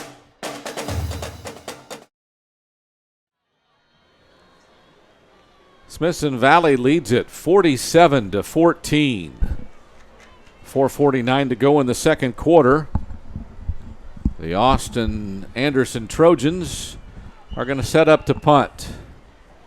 I don't know if this is a different. Does that look like number 3 instead of number 2? No, it's Graves, the punter. He barely gets it off as the rush is all over him, but gets a great roll. The ball hit around midfield, and it will roll to about the 30. The difference being Ricky Rios was returning on that one. With Woodard, he might have tried to make a play out of that. It would have been hard because the ball didn't travel very far in the air. It'll go dead at the 31 where the Rangers will start 1st and 10. But a good point by Brendan Snow that time is Woodard was not back to receive the punt. 34 yards, 40 yards on the punt. No return, obviously. And we'll start seeing some backups, I'm sure, on the Ranger offense. Atkins still up in the shotgun. Takes the snap, hands it off. Comes this way. Is that Vicnair? Avoids a couple of defenders and gets across the 35. Falls ahead to about the 37. So a gain of about 6 on the play. Brings up 2nd down and 4. And the senior with a nice run there. Cody Vicnair.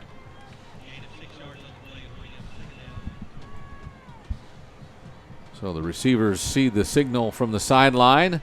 Split one each way. Kind of a broken tee behind the line of the offensive line as Atkins takes the shotgun snap. Kind of option runs it to the right. Here's a little running back. That's Hawes. He gets a 1st down across the 40-yard line as he goes right on a little jet sweep type. And it's 1st down out to the 44 where the Rangers will have 1st and 10. Indiana Hawes, 5'8", 170, a senior running back, getting some play tonight.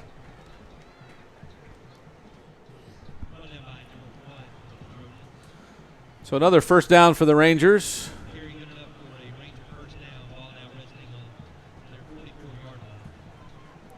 From the 44. Atkins, 2 receivers left, 1 to the right. Gives it handoff fake to Hawes. Now to Dillon on the left edge. Gets a block, a nice job. In fact, the defender kind of pulled the blocker down. That was Grochet. Had a nice block, and the defender pulled him aside. Dillon gets across the 50 to the 45 before he's dragged down for another Ranger 1st down. I don't know, it might just be a hunch, but I think Smithson Valley's setting up to take a shot here. Number 13, Michael Hilston. He's the biggest receiver on the team. He's listed at 6'2", and he's been lining up outside a couple of times. And these corners, they just look kind of out of it. 2 receivers to the right, 1 to the left. Atkins wants to hand it off. It's Hawes again. Across the 40, breaks a tackle, then goes down inside the 35-yard line. Close to another 1st down. They say it is a 1st down on a nice run by the senior running back. Indiana Hawes. It's 47-14, folks. 2:42 to go in the second quarter on what has been a lengthy first half. But, 61 points will do that. Atkins has 1 receiver either way. A tight end on the left. Motion to the left. Hand off to Hawes. There was a man right in front of him. They will end up bringing him down after a short gain, but Indiana Hawes said, oh my, as there were 4 blue shirts in front of him as he ran around left tackle. He got a yard out of it, which is yeoman work. It's 2nd down and 9.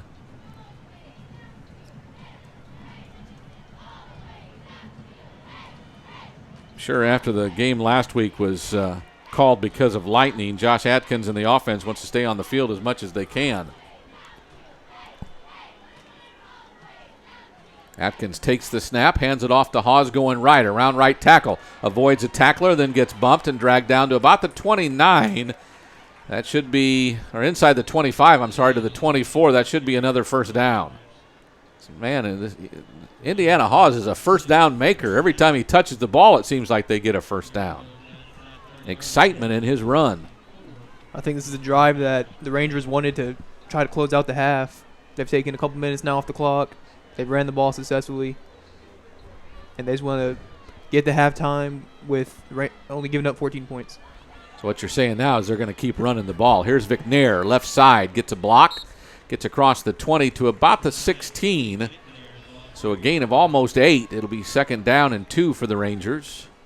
The head coach, some applause for his offensive unit for being successful running the ball. And I think your point is good, Brendan, that they are taking time off the clock. We're under a minute to go now in the second quarter, and they'd like to score probably as time expires. Atkins, 2 receivers to the right. Hands off to Hawes, this time up the middle. No one touched him as he goes through the line of scrimmage and gets inside the 10 to just inside the 5. It'll be 1st and goal. That was, there was a whole bunch of guys in the middle of the line, and he just jumped right between them, and it didn't look like he was touched until he got into the secondary. Another 1st down run for Indiana Hawes. The game clock, goes under 35 seconds now. It's 1st and goal from the 4. 2 receivers left, 1 to the right. Hawes, the lone setback. Now motion. A sweep handoff. That must be Josh Dillon. He avoids a tackler and he'll tiptoe into the end zone. Another touchdown for the Smithson Valley Rangers.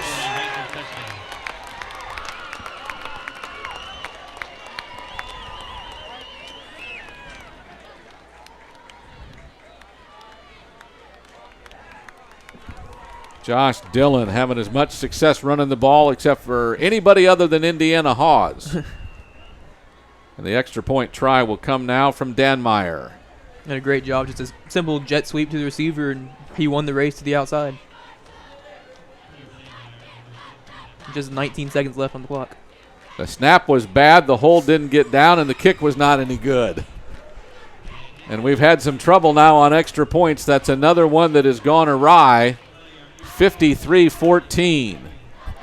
Yeah. Austin's tickled because the kick hit the ref that was standing underneath the goalpost, who was looking for the ball probably to go over his head, but it hit him in the chest. So, things happen in the midst of a football game with 19 seconds to go in the first half. Looks like the Rangers will kick this one off, and that should be close to the end of the half. 53-14. The Rangers all over the Trojans. We're back after this. Tonight's broadcast on Rangers Network is brought to you by Whataburger, Peppa Thomas with Remax, Max's Roadhouse, Ashley Small Engine Sales and Service, Texas Roadhouse, and Sunbelt Rentals. Still a little bit of chuckling going on as the official took that one for the team. The snap again was low. The hold barely got the ball onto the tee when Danmeyer tried to kick it, and he obviously got no elevation to it.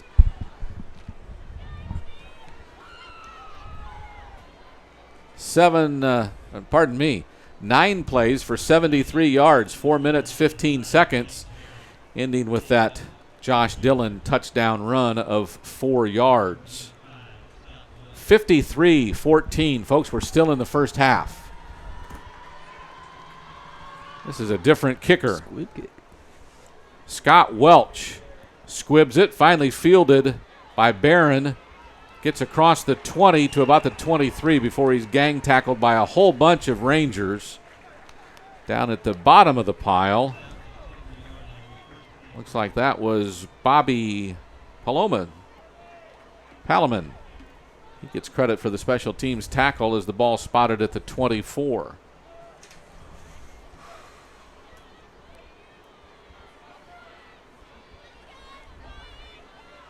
So the Trojans will have 1, maybe 2 plays, depending on what happens on this first down play. 15 seconds to go in the first half. 2 receivers right, 2 to the left. No timeouts, not much to do. That is correct. They've called all 3. Shotgun snap. They give it to McCarty. Goes off left tackle. Not much room. Brought down in a heap by a couple of Rangers. Putting the emphasis on the point there was Brandon Arnold, and that'll be the final play of the second quarter, final play of the first half. The Rangers will go into halftime, just halftime ahead, 53-14. We'll be back with your halftime festivities after this timeout.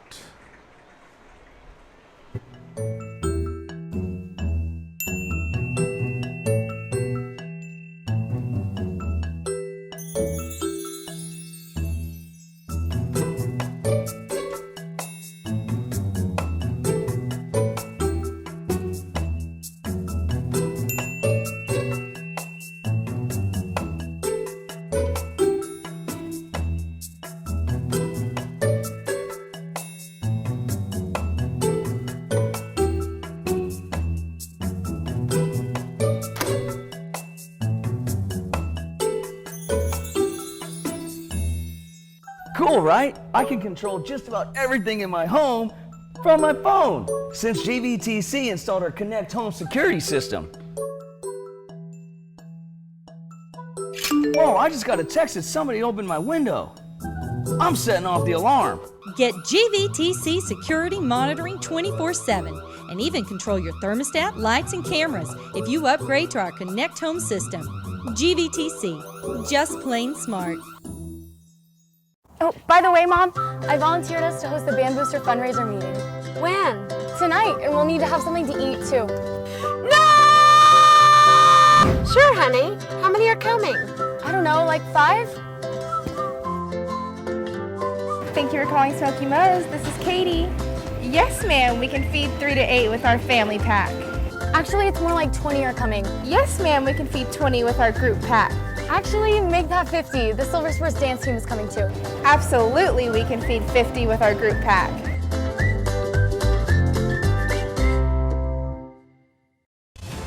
Welcome to the Rangers Network, 24-hour-a-day access. We're back at halftime. It's Smithson Valley leading the Anderson Trojans 53-14. Some halftime stats as we get ready for the band to play here. For the Rangers, 17 rushes for 107 yards. Passing the ball, Josh Atkins, 8 of 11 for 202 yards and 4 touchdowns. The only real negative on the stats is the Rangers have 3 penalties for 15 yards. So again, individually, Jaden Deeden with the leading rusher. Actually, not the leading rusher. Indiana Hawes, 5 carries, 44 yards. Again, Josh Atkins, 8 for 10 for 202 yards and 4 touchdowns. Smithson Valley's band getting ready to take the field, and we'll let them here on the Rangers Network. Tonight, the Ranger Band will be performing a traditional marching routine to William Tell Overture and Ghost Riders in the Sky. 2016 Ranger Band instructors are Cameron Shows and Sophie Gilbert. Please join us in welcoming the 2016 Ranger Band.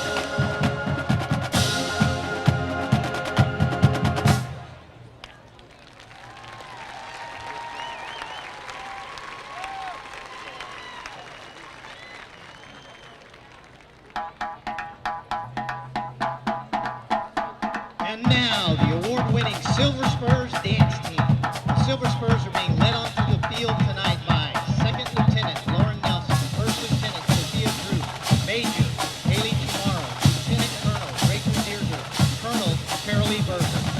The Silver Spurs are under the direction of Director Ashton Burchell.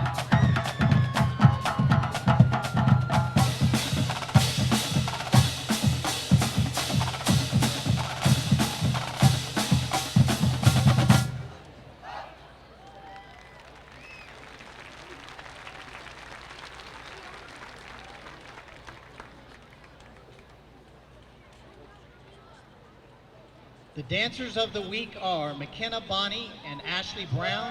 Spirit girls of the week are Sarah Sullivan and Kayla Morchetti. This evening, the Silver Spurs will be performing a palm routine to Disco Inferno. Now please welcome the award-winning Silver Spurs.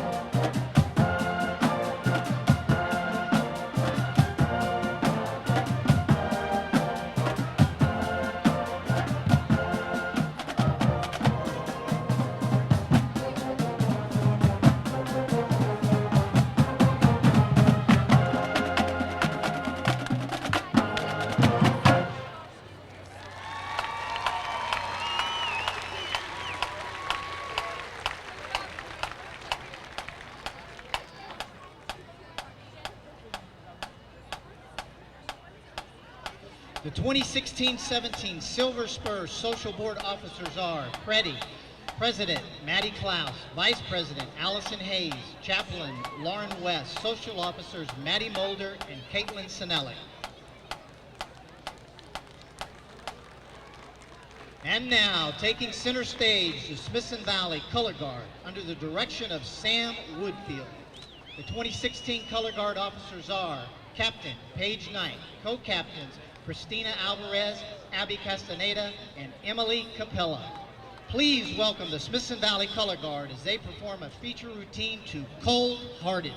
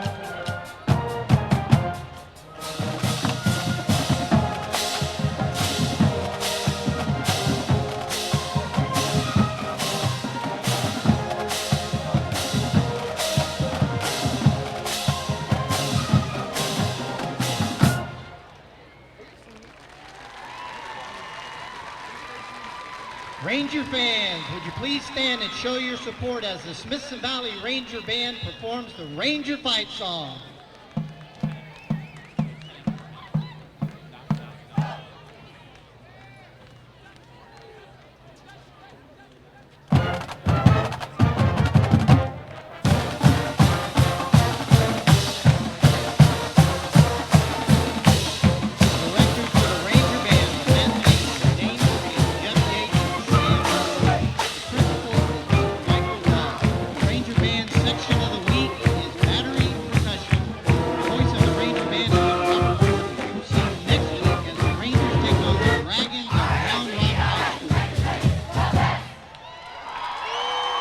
And the Smithson Valley Ranger Marching Band doing a good job here tonight as you're on the Ranger Network, as the Smithson Valley Ranger football team is ahead 53-14, and we're at the half. We're going to take a timeout and follow that with an interview with a former Ranger. So stick with us as you're listening to Ranger football on the Rangers Network. Boy, it doesn't get any better than this. Ain't that the truth? I'm glad we got a chance to do this with you being so busy with football. Yeah, and you don't have any free time working on all those people's smiles. Hey, what do y'all think y'all are doing? You got kids to coach and we have smiles to make.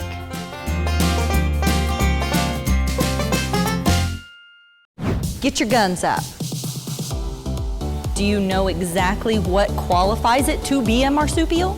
We have a whole new group of seniors this year, but some things always stay the same. Get your phones out, text your mama hi, and tell her you love her. On the field, they're all business, but in here, it's all fun and games. Coach Hill's gonna be pretty impressed. Nick, when does that noise come in handy? Hello from the other side. Ooh. Can you imitate Coach Shin for me? Are you NASCAR material? After I get done watching my Minecraft videos, draw me a picture of Coach Hill. Watch Senior Moments with Emily every week on Inside Rangers Football. Am I gonna have to do laps after that, Coach?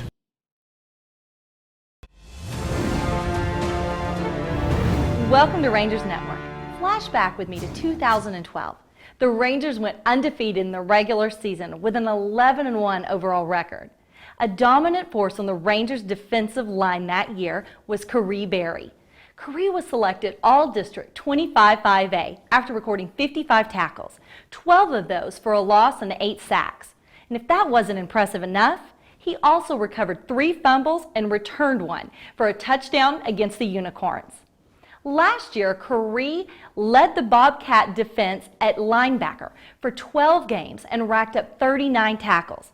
Rangers Network's Brant Freeman caught up with him in San Marcos at Bobcat Stadium. Joining us now for our Where Are They Now segment is Khary Berry, now a Texas State Bobcat, but a former Smithson Valley Ranger.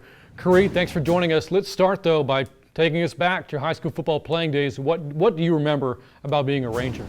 I think the biggest thing with being at Smithson Valley was a lot of discipline. It definitely helped me coming to the next level and being able to understand, like, we basically had a college system already, and it made the transition from high school to college a little bit easier. What was it like playing for Coach Hill at Smithson Valley? Coach Hill was, he was a really good guy. Back then, it was kind of hard for us to, I guess, envision the future. Maybe it was just immaturity or just, not quite understanding what it was that we had, like, in store for our future. But he helped me a lot to grow, like, as a man and as a football player. I know I probably would give a lot of him, like, because of him, I think I'm at Texas State right now. You won a lot of games at Smithson Valley. It's a program that has a lot of wins for a lot of players before you and since your playing days are over. Was there a game, though, a win that sticks out most to you? What's your favorite memory in terms of a game when you were playing at Smithson Valley?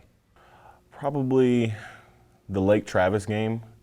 I feel like that was probably one of my better games of my career, even though we lost. It was just one of those. It was the Alamo Dome. It was a really high-ranked big team that we were going against, and we were pretty high-ranked and did really well that year as well. Unfortunately, it didn't end up the way we wanted it to, but it was still a great experience to kind of go against high-level competition and see where you were against them. You know, we always try to ask Coach Hill, you know, who the Rangers' rival is, and he keeps telling us it's who they play that Friday night.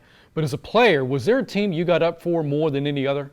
No one in particular. Maybe Reagan and Lake Travis, just because they had the name. I had family that went to Reagan, so that was kind of like a little side thing for us. I'd always talk a little smack to him because my uncle played there. But, you know, other than those two teams, you know, it was just every week, let's go out and beat everybody. Well, now you're getting ready for your third year of college football. So how are your college days going for you right now?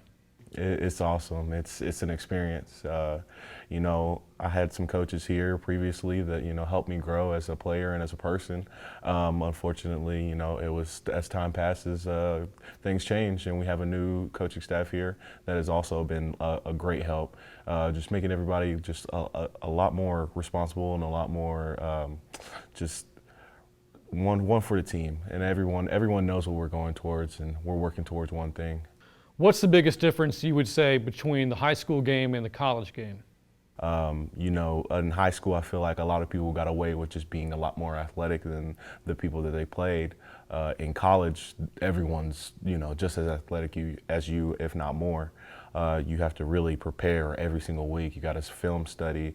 You know, you have to go out there and every single practice, every single play, you have to do your best and be able to go out there on every Saturday and fight for that 1-0. Now you're a PR major, so what is it that you want to do when football is done and you graduate college? What's next? I'd like to go get my master's degree in mass communication, then eventually go to law school and become a sports agent. What do you want to do as a sports agent? As a sports agent, I want to represent people. Something that kind of really triggered me to fall towards this was the Adrian Peterson situation with the Minnesota Vikings. And I just thought it was very interesting how someone that was the face of a franchise could become so like disinterested in his team and the owners, and how exactly that just falls apart like that. And how most of the talking was done by his agent, because that was somebody that works closely with him. And, you know, you always want to make sure that people are getting everything that they deserve and they need. And, you know, it's very interesting to see. Like, I want to know what goes on behind the scenes. Now, you're no stranger to being in front of the camera. We recall the GVTC commercial you were a part of, the #1 watched commercial ever for GVTC. What do you remember about that experience and helping that little girl find a monster under her bed? Basically that, just, you know, Mr. Hoppy Hop, just getting him from underneath the bed and just making sure she was, it was cool. It was a really cool experience, you know. That was one of my first times, you know, being on TV, and the guys that I was with, I was very, very close with and still am. And it was just cool going out there with all your friends and just, you know, being able to be a little bit goofy. Thanks, Corey. Appreciate your time, and best of luck at Texas State and life after that. Thanks, Brant. Stay tuned to Rangers Network for more updates on former players and so much more.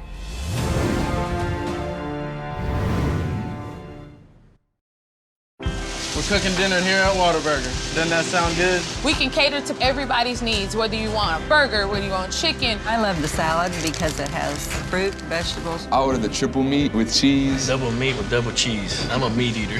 Whataburger for dinner. It's a time where all the family can get together. Everybody's off of work, everybody's out of school. Dinner's special for me and my family because it's the one meal out of the day that we get to spend together. I love seeing happy faces at Whataburger, and I would love to cook you dinner. It's time for football, and Red McCombs Ford is powering the Rangers to another successful season. So go Rangers, and good luck from Red McCombs Ford, the truck capital of Texas, and SAFord.com. You should know I believe in you. Every race you run, you're my #1. Kick it up now and bring it on. This will be your day. 'Cause baby, you were born to win. Never give up, never give in. You were born to win. Your destiny is victory. Yeah, yeah, yeah. Baby, you were born to win.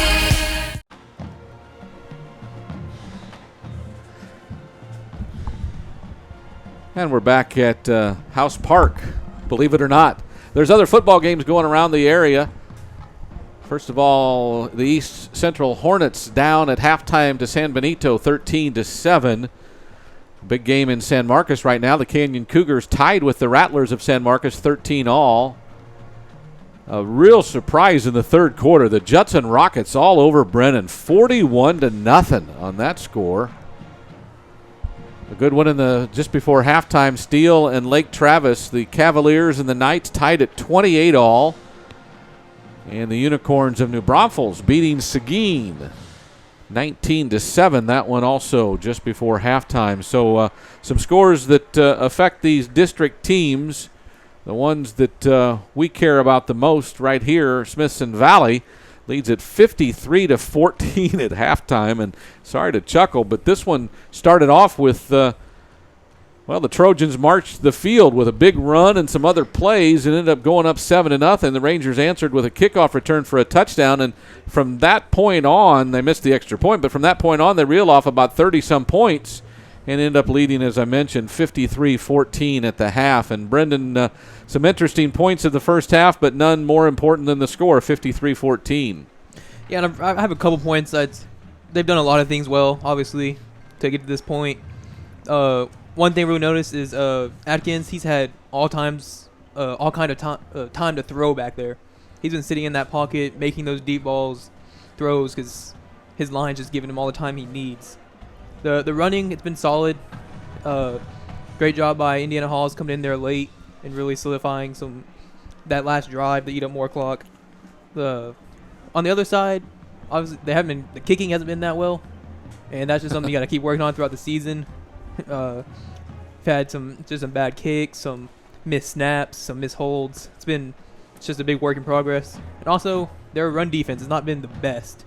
I mean, yeah, they've only given up 14 points, but Austin Anderson's ran the ball 14 times. They picked up 52 yards, 6.5 yards to carry.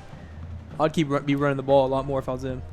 Well, down by 39 points. I don't know if running will be a part of their playbook, but again, we said this during the first half. They've run the ball so well at times. Why aren't they running it?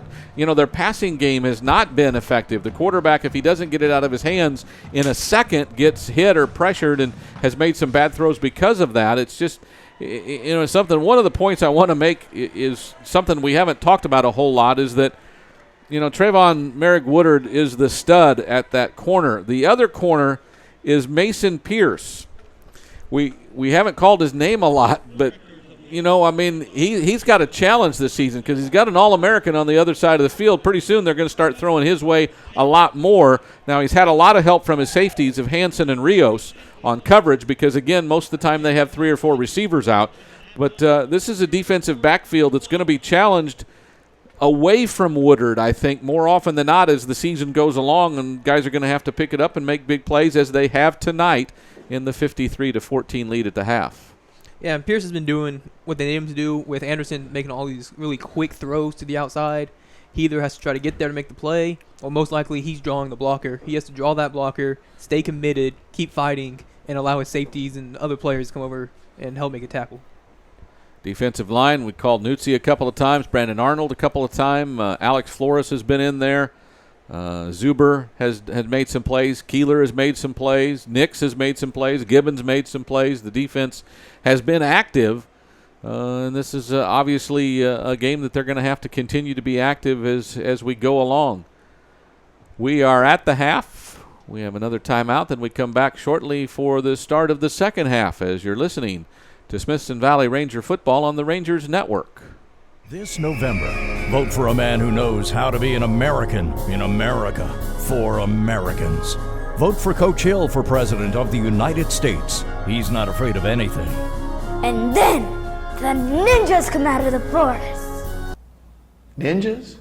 Who wouldn't vote for a president who had ninjas in their video? But I don't want to be the president. But you're from Texas, Coach, and that makes you a shoo-in. I'll make sure to put that in the video. But it doesn't matter, because I don't want... I know! We should get John Wayne to be in your video. John Wayne? I can hear it now. The new president of the United States of America is... Whoa, whoa, whoa. I just have to say that if I was president, I couldn't coach football anymore. Well then, I'm officially resigning as your campaign manager and vice president. Okay then. Coach, how tall do you think you have to be to run for president? This political ad was paid for by Wick Productions. Watching a video is just better than reading stuff. I'm privileged to work at GVTC, not only to work for a company that provides excellent products and services, but also through the GVTC Foundation to be able to support the communities that we work and live in, serving those communities. Any individual can donate. We're a nonprofit 501c3, so it's a tax-deductible donation. That we're on the right track partnering with our communities as we continue to seek ways to grow the GVTC Foundation.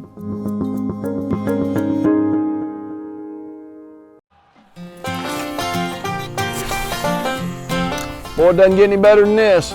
Ain't that the truth? I'm glad we got a chance to do this with you being so busy with football. Yeah, and you don't have any free time working on all those people's smiles. Hey, what do y'all think y'all are doing? You got kids to coach and we have smiles to make.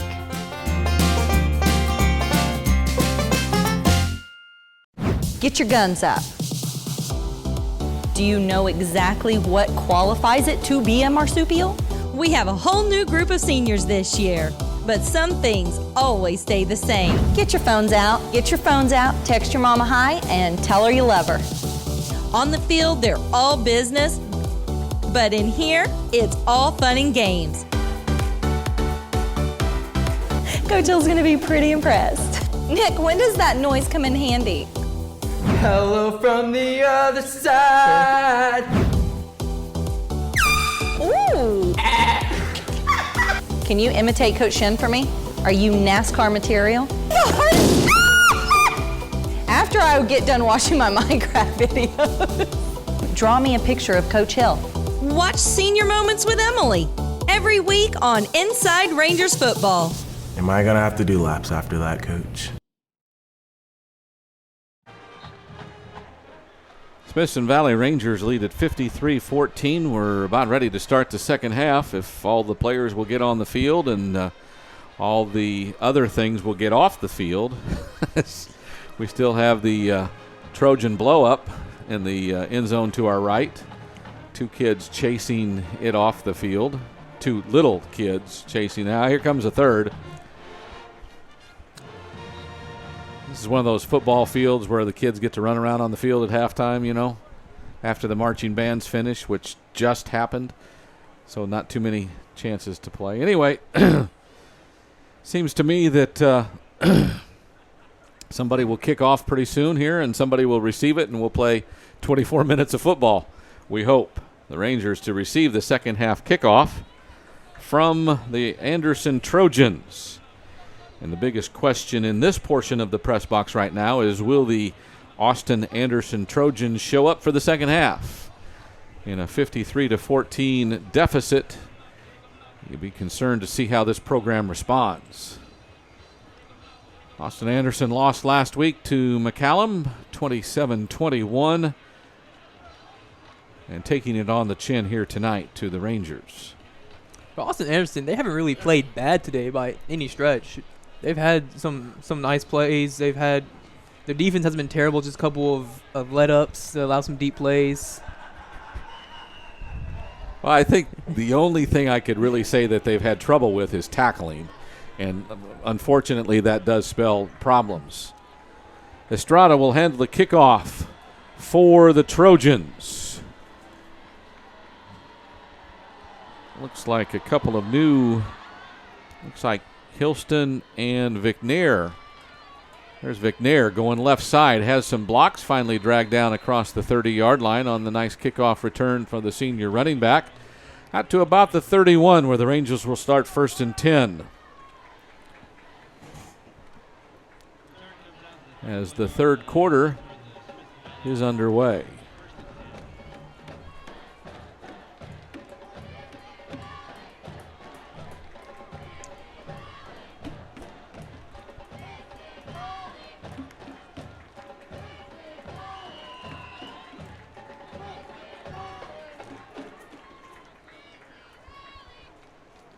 So the Rangers will bring out a new quarterback. It's David Grotchett. He'll throw it out to another receiver who hasn't played very much. That's Cameron Livingston, and he'll get chased out of bounds at the 35. So a pitch and catch for about 4 yards sets up 2nd down and 6. As a lot of backups. Number 7, Cameron Livingston, a senior, caught that one. Again, Grotchett, who started the game as a tight end, is now playing quarterback, and we expect him much of the second half. And here's a few whistles before that one really got going. Probably illegal procedure, and that'll be some yardage against the Rangers. Grotchett gets to show off his versatility today. Starting at tight end, playing the second half at QB, the long snapper on the field goals. He does a lot for this team. He does indeed. So, as the third quarter clock continues to roll, and that's what we're hoping for throughout the second half, Grotchett takes the shotgun snap, hands it to Vicknair, comes right. Looks like he got hit a little bit late as he crossed the 30, back to near the original line of scrimmage. It'll be 3rd down and long.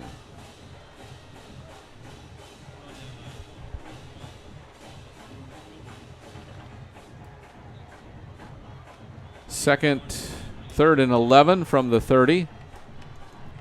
Rangers, who had success on 3rd down in the first half, send 2 receivers. Looks like movement again, but no flag. Grotchett wants to throw, throws it high, intended for, again, Livingston. This one incomplete. Should be 4th down, and I believe we'll have to punt, will the Rangers, and here comes the punt unit. Very nice job, Cody Vicknair, picking up the free blitzer on that one. Great job protecting his QB. Well, you know Davis Grotchett is happy that he did that. This is Michael Hilston in to punt. The snap, a good one, not much pressure. Gives a nice high kick. It'll be fair caught by Barron at the 38-yard line, 39-yard line. So that's where the Trojans will start 1st and 10 after they force a Ranger punt on the Smithson Valley's first drive of the second half, 1 minute and 12 seconds into the third quarter. Here come the Trojans. It's 53-14. The Smithson Valley Rangers up by a bunch. And this is the same quarterback, Trey Lindquist, with 2 receivers either way. Hands it off to McCarty. Bounces around. Another good run as he's crossed the 45 before he's hit rather hard in the face by Brady Chubb, but not until he gets about 7 yards out to the 46. They get the play call from the sideline. 3 receivers right, 1 to the left. Lindquist takes the snap, gives it to McCarty, fakes it to McCarty, then tries to throw to the right sideline, but pressure comes in and puts a lot of pressure on him. That's Michael Romano, who got a good lick of him as he was throwing the ball. He had a really nice inside move on that one. I was watching him the whole way. He looped back into the inside and had a free shot. So another 3rd down for the Trojans, 3rd and about 3. They're 2 of 7 on 3rd downs so far in this game. Lindquist, 2 receivers left, 1 to the right. He's got a tight end across the middle. Wants to set up a screen and overthrows him. Could have been picked off as easily as caught, but it goes incomplete. It'll be 4th down for the Trojans. And they'll bring the punting team on. Jacob Graves, the senior who's handled most of the punting chores tonight, stands at his own 30. Incomplete pass stops the clock, and we're against that, just in case you want to know. Here's a looping snap, pressure up the middle. He'll get the kick off, a nice spiral, gets a great roll across the 20, and it'll go down about the 18. So the Rangers will start 1st and 10 from their own 18 with 9:56 to go in the third quarter. The punt goes 36 yards and no return. As the Rangers will try it again offensively here in the third quarter.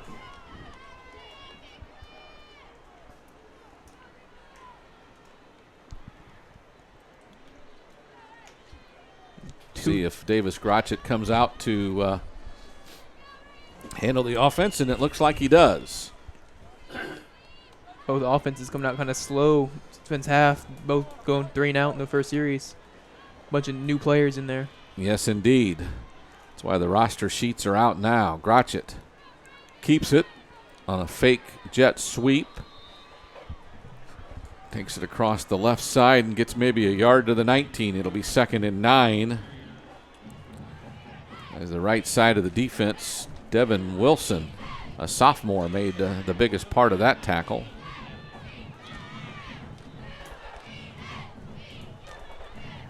That's not correct. Might call out the right team.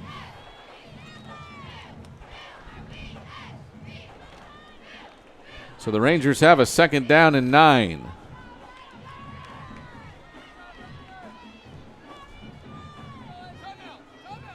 And you heard Larry Hill calling for a timeout. 2nd and 9 as the play clock's running down. 9:11 to go in the third quarter. Coach Hill wants a timeout. Play clock's running out. Coach Hill told them to take their time, but they took too much time. Indeed. So the Rangers lead at 53-14. Third quarter action from House Park here in Austin, Texas.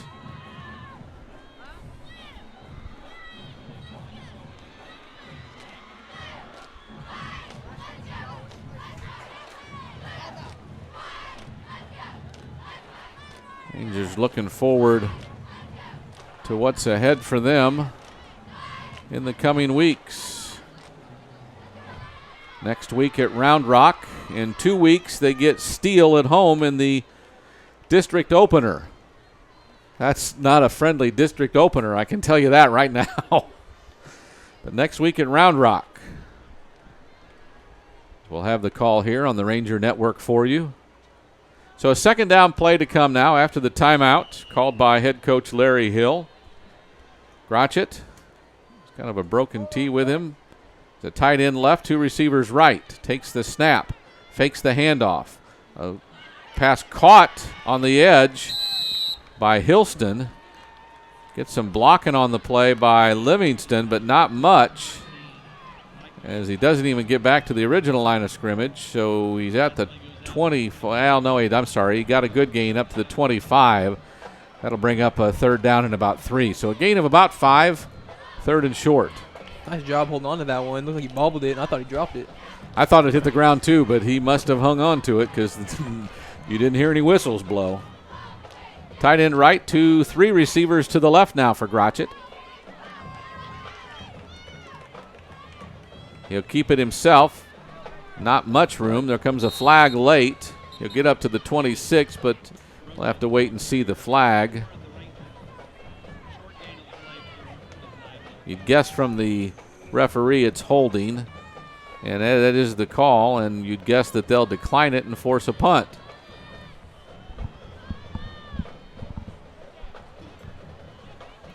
And the officials really, they're not up on their game right now because they're confused. This is an easy call. It's holding. They'll decline it. It's 4th down. Okay. After 30 seconds, we finally get that done, and here comes the punt unit for the Rangers, and that clock at 8:59 is stopped again, and that's not good. 3 minutes into the half, 3 punts. There's the play running, or the clock running again. So again, Hilston will handle the punting chores. Good snap. Another good kick. This one with a little spiral to it. Will be fair caught at the last second. I mean, folks, at the last second, the arm went up by James Barron, and he gets a fair catch at his own 39-yard line, and that's where the Trojans will start 1st and 10, and we'll be back in just a moment. Tonight's broadcast on Rangers Network is brought to you by Security Bank, Ferris Orthodontics, GVTC, Wick Productions, HEB, Rangers Network, Chicken Express, Pizza Hut, Red McCombs Ford, and Smoky Moe's. Back at House Park where the Rangers lead at 53-14, but so far here in the third quarter there's been absolutely no success on either team running any offense. Played 3 minutes and 17 seconds, and there's a flag on the field. I just look up as, is there holding by the defense on the punt? Must be holding up guys running up the field. So instead of having the ball at the 39, the Trojans will be further back than that. Probably 10 yards back than that, I would guess. And here they'll march it back to the 29, where they'll start 1st and 10. Chain gang moves into spot. The Trojans come up to the line, and the Smithson Valley defense is there as well. They maneuver their way into position as Lindquist has a receiver to the left and 2 to the right. Acts like he wants the snap and then looks for the coaches and changes the play at the line of scrimmage. Formation stays the same.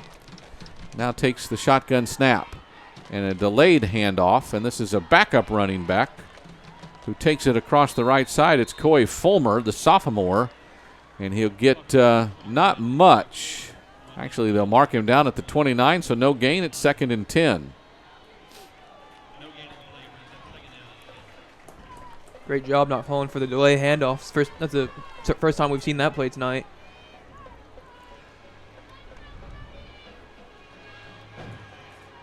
Two receivers either way for Lindquist. Takes the snap, rolls to his left, has a man, it's Graves, and he misses him by about 4 or 5 yards on a not very good throw. And solid coverage by Bobby Palaman right there, staying with him. Even if he had caught that, he wouldn't have had far to go before he was drugged down. Palaman, one of the backup linebackers, getting some yeoman work here tonight. As again, 53-14, there's a lot of backups all over the field. Lindquist sends a man in motion. Now waits. Now asks for the snap and gets it. Has 2 receivers right. Has one across the middle. Throws it too high. The tackle is made of the intended receiver, which is Dean Dixon, who kind of half-heartedly reached up for that one, and I think he heard footsteps, so he didn't really sell out to it and didn't make the catch and got hit anyway. Sometimes you just got to learn. Go ahead and try to make the catch the best you can, because you're going to get hit, so why get hit for not making it when you can get hit for making it, if that makes any sense. And the Trojans have had some opportunities on some throws. That one was just high. Boy, we rushed 6 guys in on that one, and a fair catch made by Ricky Rios on a average punt by Graves, but and again, punt formation is they have their line and then that second line of 3 guys. We're getting 5 through, and they have 3 guys to block those 5, and we're getting really close to getting that punt, and that one was as close as we've had all night. So the offense is back on the field for the Rangers, up 53-14, but nobody has done anything efficiently offensively in the second half after about 4 minutes of play. And here's a handoff that's dropped. It's on the field. Recovered by the Trojans, I believe. There's some miscommunication there. That was Christian Hallam was the quarterback. And the running back, I think, was Hawes, and he got the handoff but never had full control of it and ended up putting it down on the floor, and it's Anderson ball. I believe St. Pierre Reed came up with the fumble on that one, the senior corner. So, once again, offensive woes here in the second half for the Smithson Valley Ranger backups. Pretty much all the starters on the skill positions for Anderson still on the field. Lindquist, the quarterback, has 2 receivers either way, has some pressure. Now he's wrapped up and brought down. And that is a nice play by one of the backups again, a defensive tackle. It's number 62, A.J. Villazana, a senior, 5'8" and 240. He gets a quarterback sack there.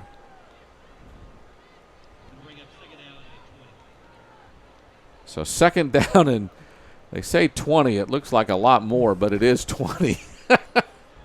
That just, man, offense is not happening in the second half. That's a killer. You just force a turnover, then you just turn around and go back the wrong way. Lindquist, and here's movement on the offensive line, I'd guess. So illegal procedural, moving back 5 more. It'll be second down and 25. Coach Larry Hill still coaching his rear end off, though, talking to his secondary now, really motioning, and a lot of, that's not Larry Hill, that's the defensive coordinator, I believe. But coaches are still all over this one, even at 53-14. A lot of times, this is the first game for the Rangers. While it's the second game for Austin Anderson, again, the Rangers had their game stopped last week because of lightning. So Lindquist, again, looks to the sideline for a play change, and he makes the change. 2 receivers right, a tight end to the left. And now a delay of game as the play clock goes off. And, folks, maybe they called a timeout in place of the play clock going out again. This is the 4th timeout Austin Anderson has called, and all of them have been because the play clock was getting ready to go off. We're in the third quarter, 6:39 to go. The Rangers up by their halftime margin of 53-14. Back after this. Tonight's broadcast on Rangers Network is brought to you by Security Bank, Ferris Orthodontics, GVTC, Wick Productions, HEB, Rangers Network, Chicken Express, Pizza Hut, Red McCombs Ford, and Smoky Moe's.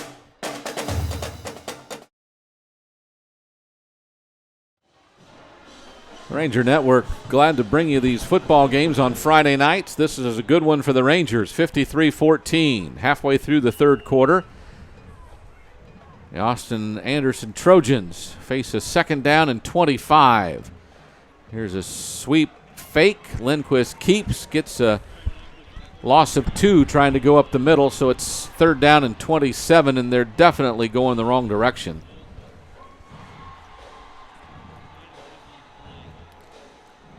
Is this what you call cover 4, or just cover 2 with cornerbacks way deep?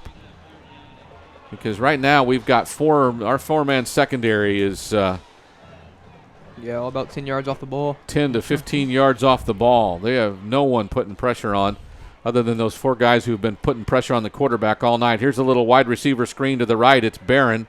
He gets a couple of blocks across midfield, across the 45 before he's brought down at the 47. And it'll be fourth down and about 16 or 17 as the ball spotted at the 44.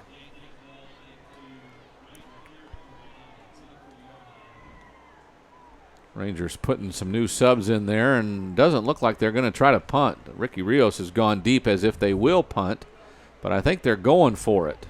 Now the coach is yelling his guys to get back in place. So fourth and about 16. Lindquist fakes the handoff, has pressure, gets bumped, gets spun, gets thrown to the ground.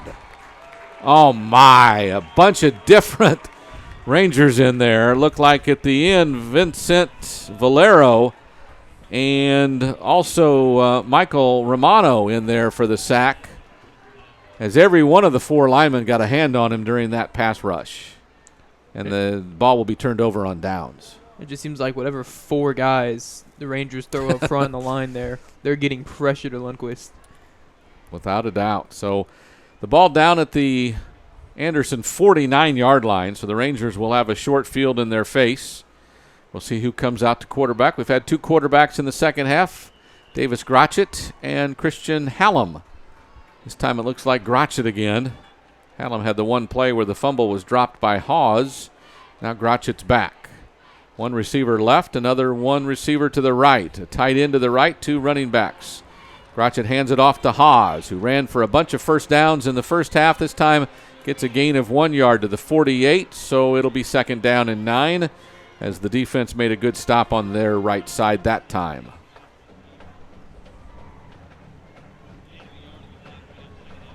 Clock runs under 5 minutes to go in the third quarter. It's been fun to watch Cody Vignair run lately.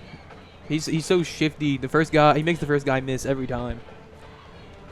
Vignair in the backfield with Hawes. Here's a handoff. Vignair coming right side. Gets a block from Hawes. then stops and shifts and moves back and ends up getting almost a first down. I think he might be, well, they'll spot him. It's going to be a generous spot, and they're going to call it a first down at the 39-yard line. Folks, he hit the ground at about the 40 and skipped to the 39, and that time the official said, let's keep that clock moving. And it runs with 4:19 to go here in the third quarter, and a first down for the Rangers on a shifty run by Cody McNair. Right there on that run, he was coming full speed at us towards his right. He just stopped on a dime, cut right back inside. Tight end to the right, 2 receivers left, 2 backs with Grotchett, McNair, and Hawes. This time it's Hawes up the middle, gets some nice blocks, gets dragged from behind. The ball went down on the ground, but I think they're marking him down. Nice job defensively by Jacob Harper to pull him down, but a gain of, we'll say 5 makes it second down and 5.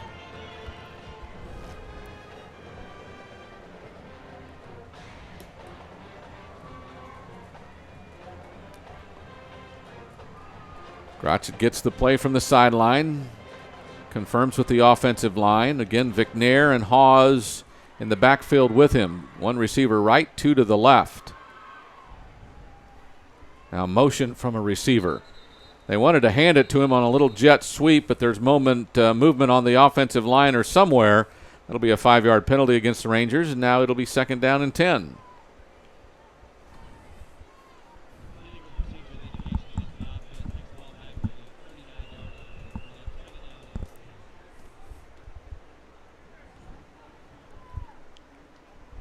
As the Rangers come back to the line of scrimmage, after some movement on the offensive line cost him 5 yards. Grotchett looks to the sideline to see if there's any adjustments. The coaches all kind of look at each other, and finally someone signals something. Play clock running down. Snap is made. Up to fake to Hawes, and then a bad throw by Grotchett. And it's an incomplete pass, not a lateral. That one intended for Cameron Livingston, but he one-hopped it. Incomplete pass stops the clock with 2:50 to go in the third quarter. It's 3rd and 10. Might have been going for the old trick bounce pass play. He would have thrown it behind the line. Yeah. Defense doesn't know. Haven't seen that one in a long time, have we?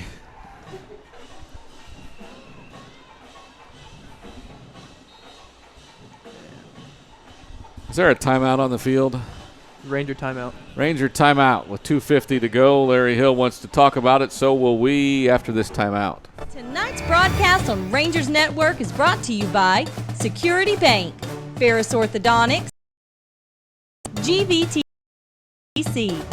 Protect, HEB, Rangers Network, Chicken Express, Pizza Hut, Red McCombs Ford, and Smoky Moe's. Tonight's broadcast on Rangers Network is brought to you by Whataburger, Peppa Thomas with Remax, Max's Roadhouse, Ashley Small Engine Sales and Service, Texas Roadhouse, and Sunbelt Rentals. Rangers up 53-14 as we play 2:50 to go in the third quarter. What has been a sluggish second half, but the Rangers moving the ball a little bit here in the last couple of plays. Looking at a 3rd down and 10 from the Anderson 39-yard line. So a big play call for the Rangers here. Grotchett at quarterback, Davis Grotchett, the senior. A little bit of a tight formation. They'll run it to McNair, going left, cuts up, jumps over someone, then gets popped. Gets about to the 37 before he's marked down. It'll be 4th and 8 or so. We'll have to see if the Rangers, as the clock continues to roll, want to go for it. Something I'd expect instead of punting to a short field. So 4th down and 8 from the 37.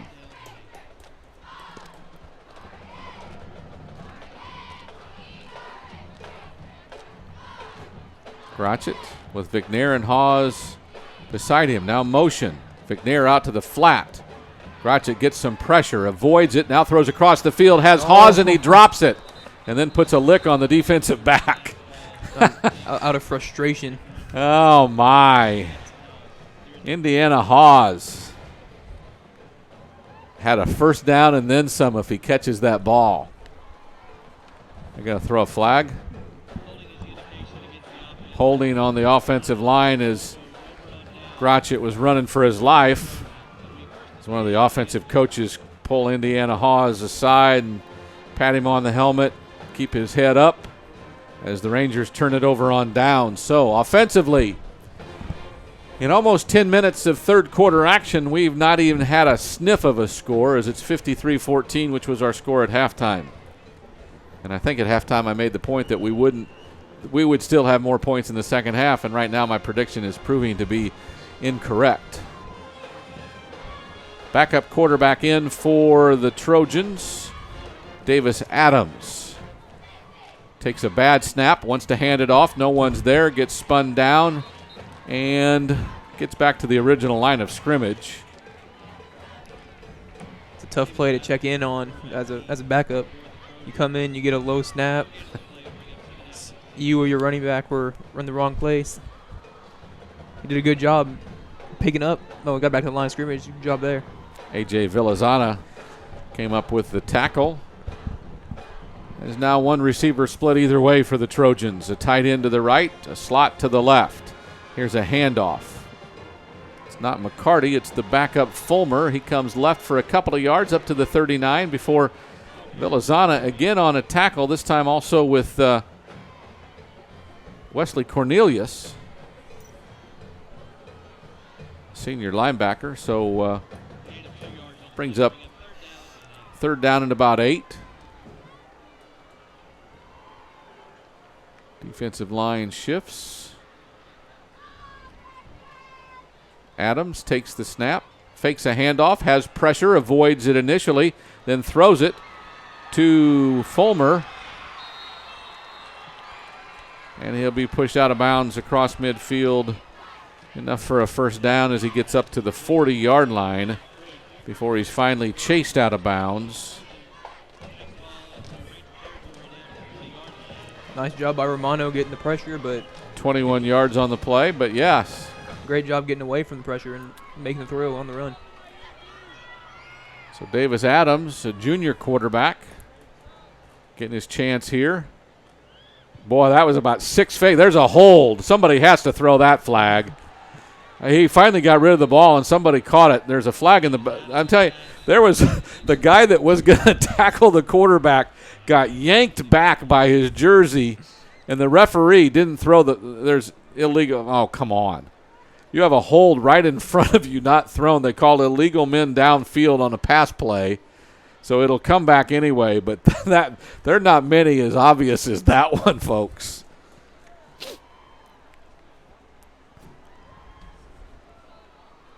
So again, ineligible man downfield. Costs the Trojans 5 yards and a loss of down, I believe. So it should be second down and 15. Is it still a loss of down or? Yes, second down. Somebody shook up. Is there a timeout on the field? Yeah, it's Cornelius.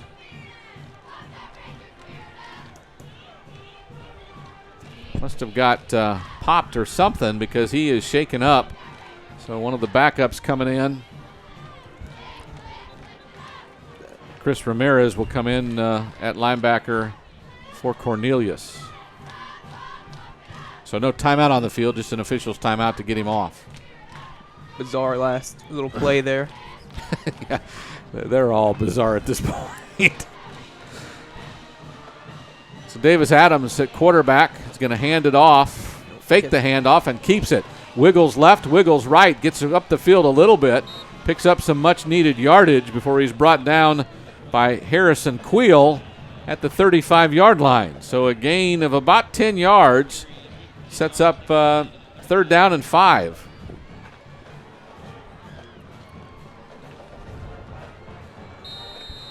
Queel, 5'11", 185.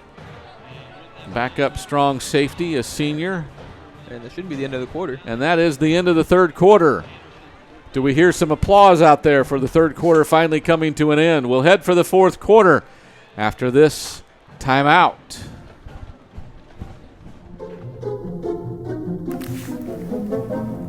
What gives? Oh, check it out.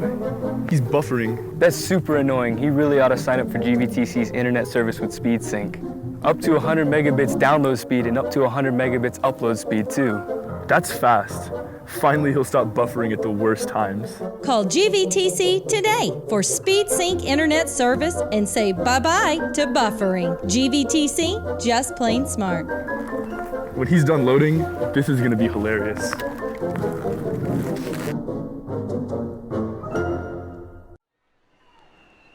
So the fourth quarter about to get underway here at House Park up in Austin. The Trojan offense to the Ranger 35. It's 3rd and 5. Motion coming. And if that's Barron, he takes the wide receiver sweep handoff and gets hit by about 6 different Rangers as he wiggles back to the line of scrimmage.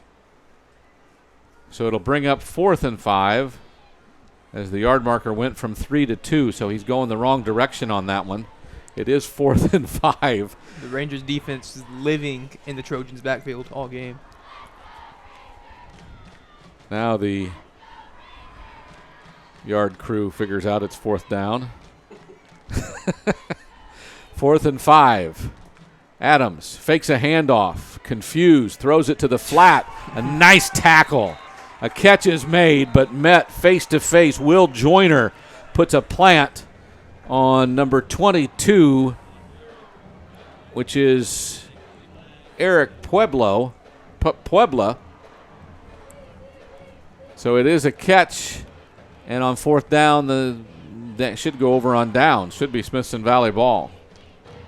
Oh, they call intentional grounding on the quarterback. Roughing the passer. So that's a 15-yard penalty from the 35 all the way down to the 15. He threw the ball on the run. I lost track of him, and the 15-yard personal foul puts the Trojans 1st and 10 from the 20 of the Rangers. So 1st and 10. He wants to fake. He wants to go deep. He has a man in the end zone, and they can't play pitch and catch. And I'm telling you what, James Barron must be worn out because he only stuck up one hand to try to catch that ball, and I think that was a possible catch. Maybe not, as definitely Davis there. Adams put the ball out for him to run under. But James Barron's been all over the field returning kicks and running routes all night long, and that time I thought he just looked tired going for the ball. It was a nice play. They ran the little pump and go there because they ran all those quick throws. Secondary wasn't ready. Davis Adams, the quarterback, waits for the shotgun snap, takes it, gives it to Fulmer. Coy Fulmer, the sophomore running back, gets a couple of yards. Mark him at the 18. It'll be 3rd down and 8.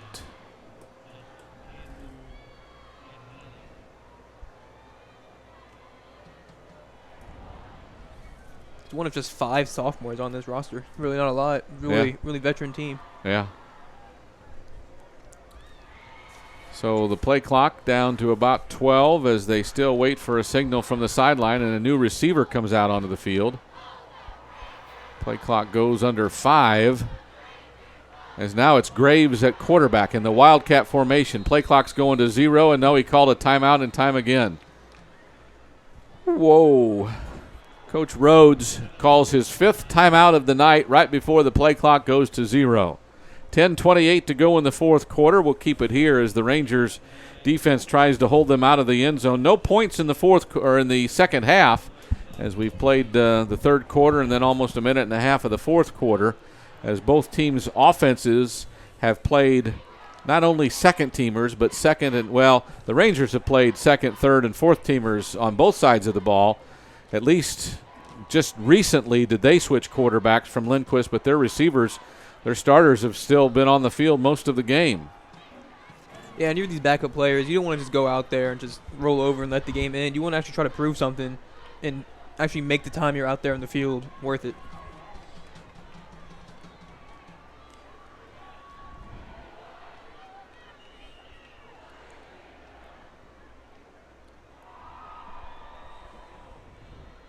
So it is 3rd and about 8. Here's a sweep handoff. Coming right, not much room. A late pop is put in. Trying to see which one. That's Barron again. He's been running the ball, running everything all night long. That time he took a couple of licks. Brady Chubb came in there last. Yeah. Here's Cornelius limping off the field again.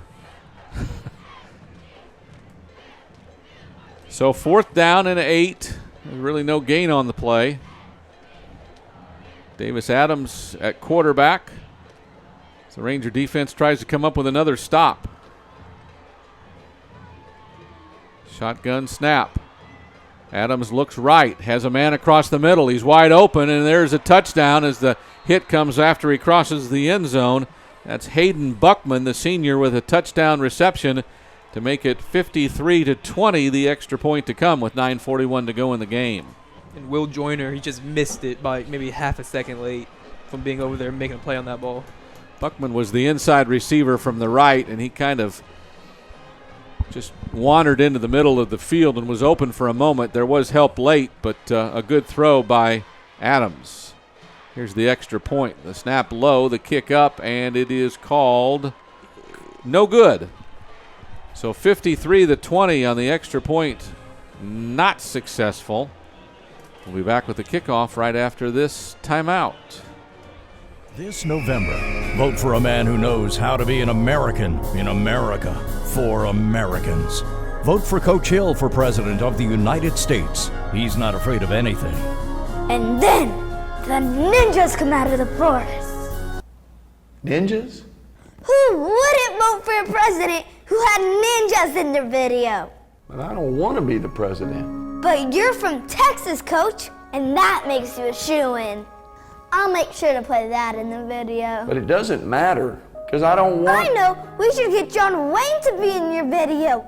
John Wayne? I can hear it now. The new president of the United States of America is... Whoa, whoa, whoa. I just have to say that if I was president, I couldn't coach football anymore. Well then, I'm officially resigning as your campaign manager and vice president. Okay then. Coach, how tall do you think you have to be to run for president? This political ad was paid for by Wick Productions. Watching a video is just better than reading stuff. So the Rangers will receive a kickoff with 9:41 to go in the game. Estrada still handling those chores. The last drive, 9 plays, 63 yards, took 4 minutes and 28 seconds. As a pooch kick is fielded just across the 25 by T.J. Ewers, senior linebacker.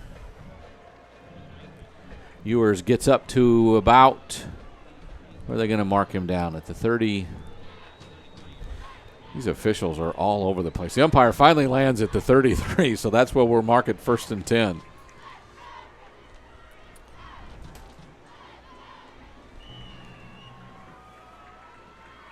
So the Rangers offense comes out. This looks like, and it is Christian Hallam at quarterback. Hands it off, coming left. That looks to be Austin Moreno, a senior running back. Gets about 3 yards to the 36. As the roster is your friend now with these plays late in the game in a 53-20 score. I think for the first time, just saw number 87, Harrison Coulter, check in as well. They're all over the place, newbies. Hallam scrambles on a nice play fake, goes up the left side. Christian Hallam with a nice gain. All the way up inside across the 50 to the 47-yard line. First down for the Rangers. As the clock rolls with 8:40 to go. Great read there. The defense overplayed. His hole wasn't there. He's cut it back.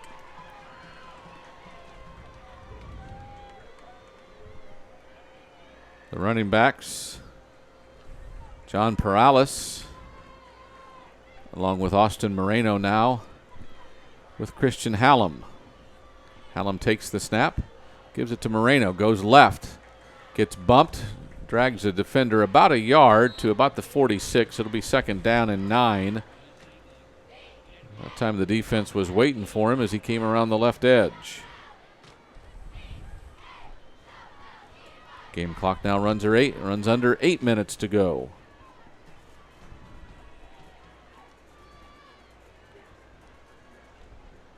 Offensive lineman also getting some backup work.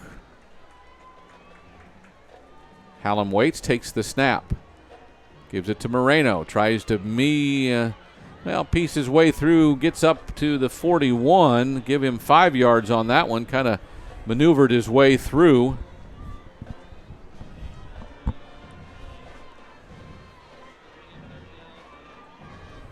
Good job, stayed behind the blockers on that one. Just let the big guys do the work. So Hallam again now on 3rd and about 3. Barks the snap count, then looks to the sideline to see if there's a play change and tells his offensive line the decision. Now takes the snap, hands it off to Moreno. Nice play fake after it by Hallam. Moreno gets outside, has it across the 30, now up to the 20 before he's pushed out of bounds. And what I say again, a good play fake by Hallam. After he handed the ball off, he faked a throw, and that gave Moreno a chance to get to the outside where he used his speed to get up the field to about the 18-yard line. Good for another 1st down. And for a lot in this game, we've had good blocking on the outside from the receivers. That time it was Michael Hilston on that top side. And, receivers, they're out there. They don't like the block, but they've been willing to do it today. You get to play if you're a receiver and you can block. You get to play. Coaches like that. Hallam now wants to throw it, and he does, over to the left edge. That's Perales. Breaks a tackle, then gets out inside the 15 to the 12-yard line before he's dragged down. Be 2nd down and about 4, I believe.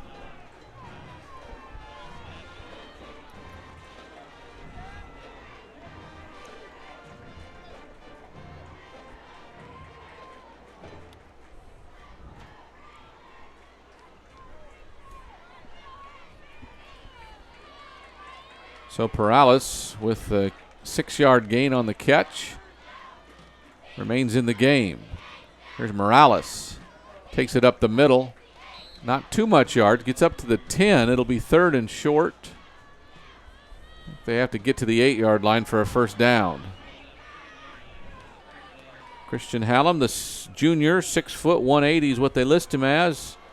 Getting some quarterback play in for the Rangers. 5:30 to go on the running 4th quarter clock. The drive continues for the Rangers. 3rd down and 2 from the 10-yard line. Hallam takes the snap, pitches it. Morales goes left, has some blocks across the 10 inside the 5. He might be far enough, and there's a late hit and a flag. As it looks like the run will be to the 7, which will be enough for a 1st down, and then the flag comes in. So we'll have to see what that is. It looked like a late hit to me as the officials are discussing the situation.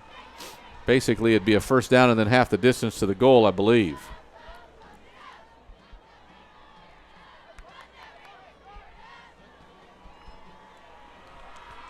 Personal foul.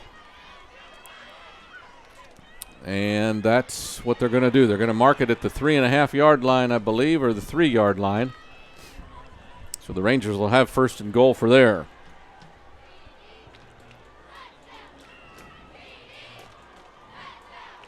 Christian Hallam with Perales and Moreno. Here's Moreno on the handoff going right. Doesn't get much. Maybe inside the 3 to the 2, or maybe still at the 3. So no gain on the play. As the defensive line of Austin Anderson starting to make some wall-type moves as they get down near the goal line. The Rangers up 53-20. 4.5 minutes to go in this game from House Park in Austin. Moreno in the backfield with Perales. Hallam takes the snap and hands it off, but whistles are blowing.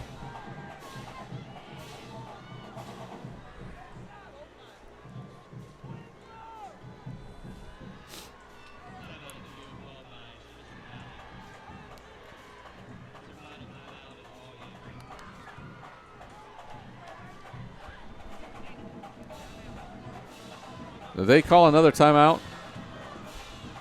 Austin Anderson called another timeout? I think Or it was us. you think Smithson Valley called it? Why are the players all still on the field? Just because? Well, because we don't have any timeouts left according to the scoreboard. I thought that was the last one. I don't know. Okay.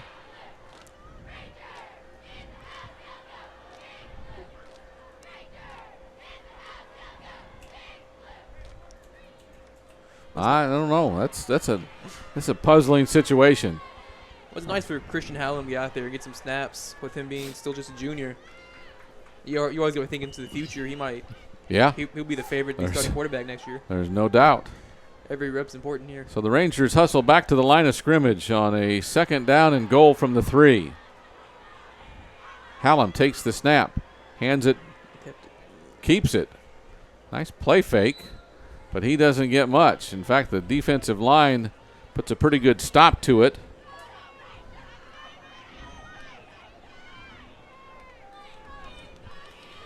As the Rangers will have a 3rd down and goal. Elijah Ortiz on the tackle there. So the ball now spotted at the 4, where it's 3rd and goal from the 4 as the clock goes under 4 minutes to play.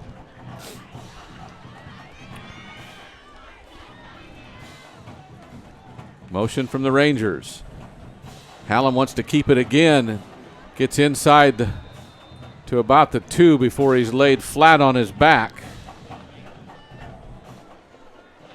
That time one of the defensive linemen, Andrew Cotter, put him down. So it's 4th and goal from about the 2 now, and I bet the Rangers are going to go for this one with 3:20 left.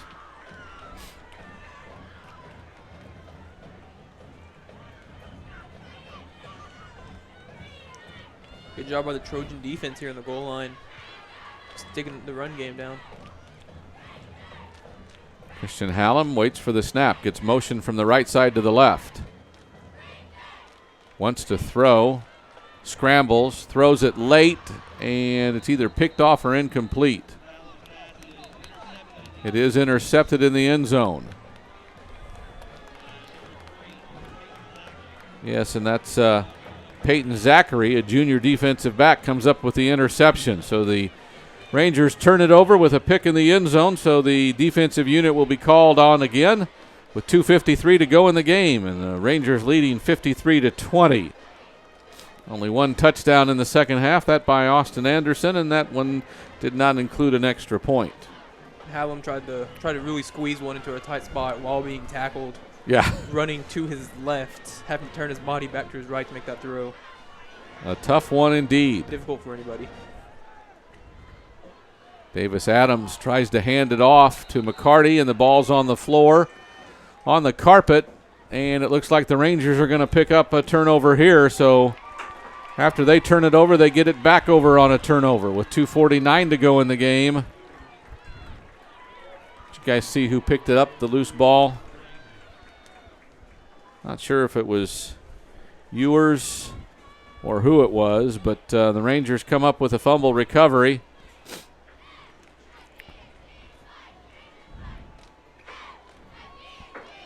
The offensive unit will come back on the field. Christian Hallam Get the quick shot of redemption. will get an opportunity to bring the unit back. Play clock running. 2:49 left in the game.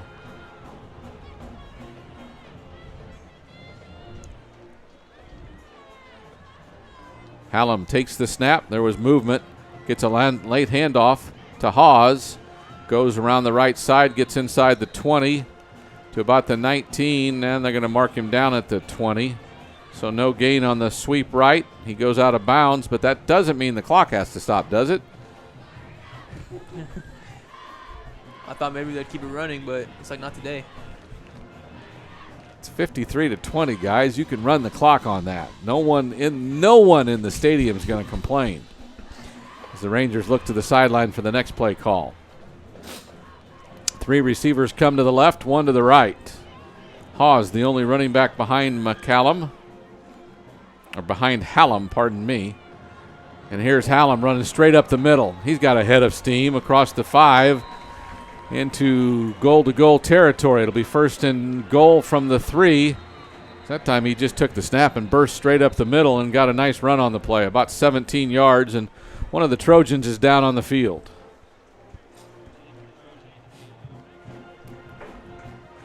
Can't see a number, and we won't pretend to be a doctor, so we'll let their trainers attend to the young man who looks fatigued, if nothing else.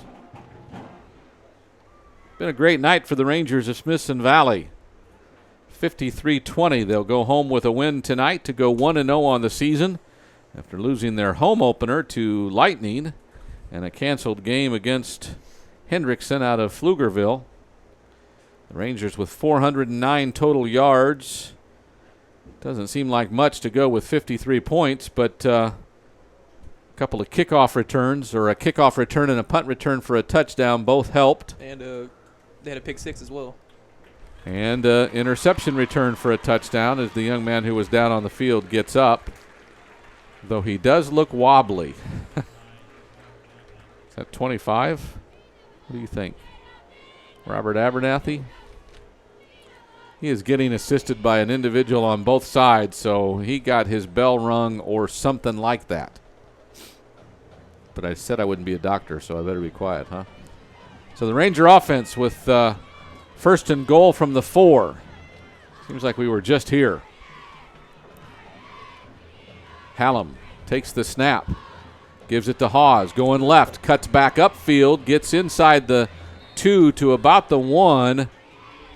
Nice tackle on the play by Grant Barkaloo.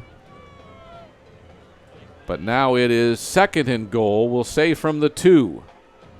Rangers again as the game clock runs under 2 minutes to go. Gets the call from the sideline. Offensive line gets set. A tight end to the left, 3 receivers to the left. Hawes the lone setback with Hallam.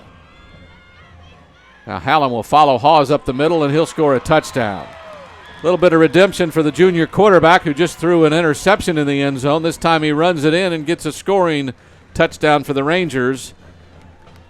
And after only 22 minutes of the second half, the Rangers get on the scoreboard.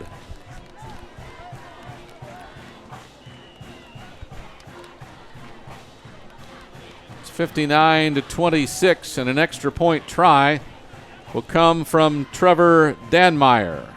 Oh, they put the wrong score up. It's 59-20. 59-20. Yeah, they gave the 6 points initially to Austin Anderson. And there's the kick, which will be good for an even score of 60-20 with 1:46 to go in the game. Wasn't the prettiest kick we've seen all night, but it went between the uprights, and that makes it a point. And that's better than about 4 others tonight that haven't been successful. It certainly wasn't the worst kick we've seen. The Rangers have missed 3, and the Trojans have missed 1. 4 plays, 18 yards, a minute and 3 seconds on that immensely important scoring drive for the Rangers. Well, we didn't want to go a whole second half without any points. I mean, that was important. Well, that's big for those. And it's big for Christian Hallam to get the ball in the end zone after throwing the pick. The coach likes to see when his other guys go out there and execute. So those of you still with us on the Ranger Network, we'll have some stats when this one concludes, and then talk about next week when the Rangers continue.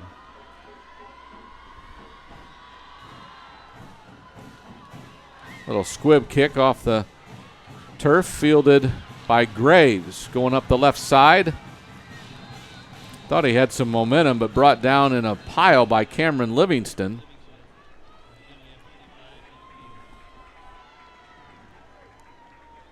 As now the Trojans will have first and 10 from their own 30-yard line as the Rangers, the officials huddle up again.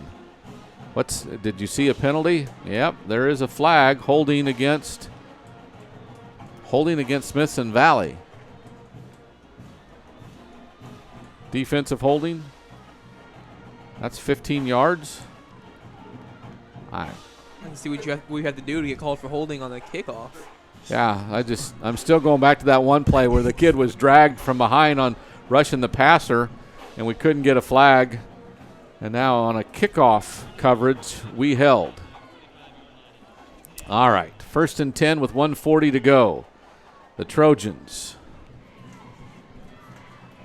With Davis Adams at quarterback, he'll hand it. Now he'll fake a handoff and then scramble. Gets dragged from behind by Jarrett Zillman, a junior linebacker, 6'1", 175. Jarrett Zillman on the tackle. A gain of a yard. It's 2nd down and 9.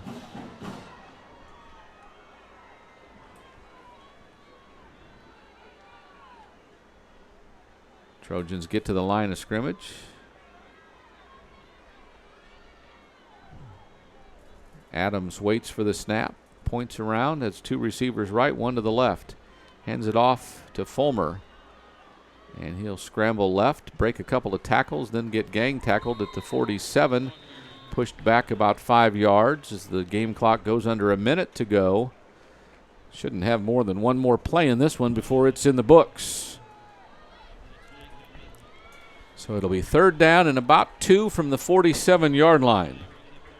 All the coaches' headsets are off. In fact, all the coaches who were up here in the press, well, most of them that were up in the press box are now down on the field to celebrate. 60-20, the Rangers will win this one. 25 seconds to go. Adams calls out signals, hands it off to Fulmer again. This time he's loose across the middle. They won't let him score, though. The Rangers will track him down. Harrison Queel comes with the touchdown-saving tackle at the 13-yard line. So you jinxed it for trying to predict the final score with 25 seconds left. Well, I have enough confidence in these Ranger defenders not to let them score again. Will they call a timeout with 6 seconds to go? 3, 2. They'll run one more play. Adams pump fakes, wants to throw it, throws it to the end zone, has one man, and it's incomplete as the clock goes to all zeros. My goodness. So much excitement in a 60-20 game is the last play of the game is a touchdown attempt that goes awry. So the Rangers win it. It's 30. The scoreboard went off already. 60-20. They win by 40 points. Folks, the game's over. Smithson Valley 60, Anderson 20. We're back with tonight's postgame show right after this.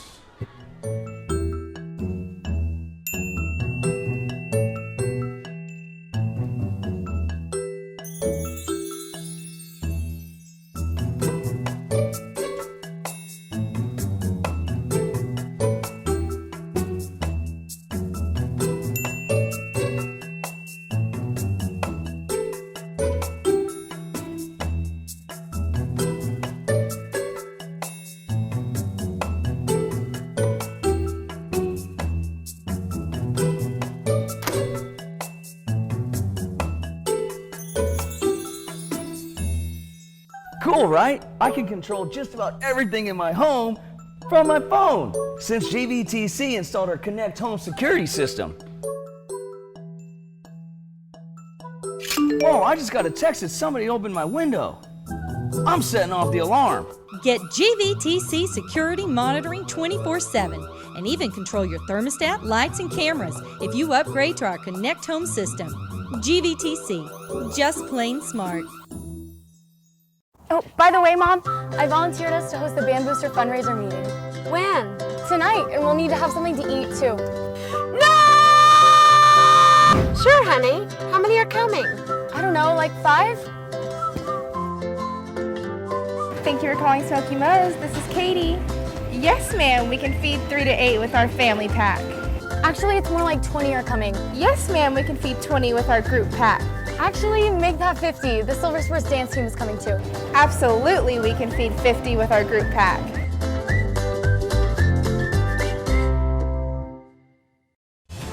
Welcome to the Rangers Network, 24-hour-a-day access to news, game replays, original shows, live game night radio coverage, and more on RangersNetwork.com.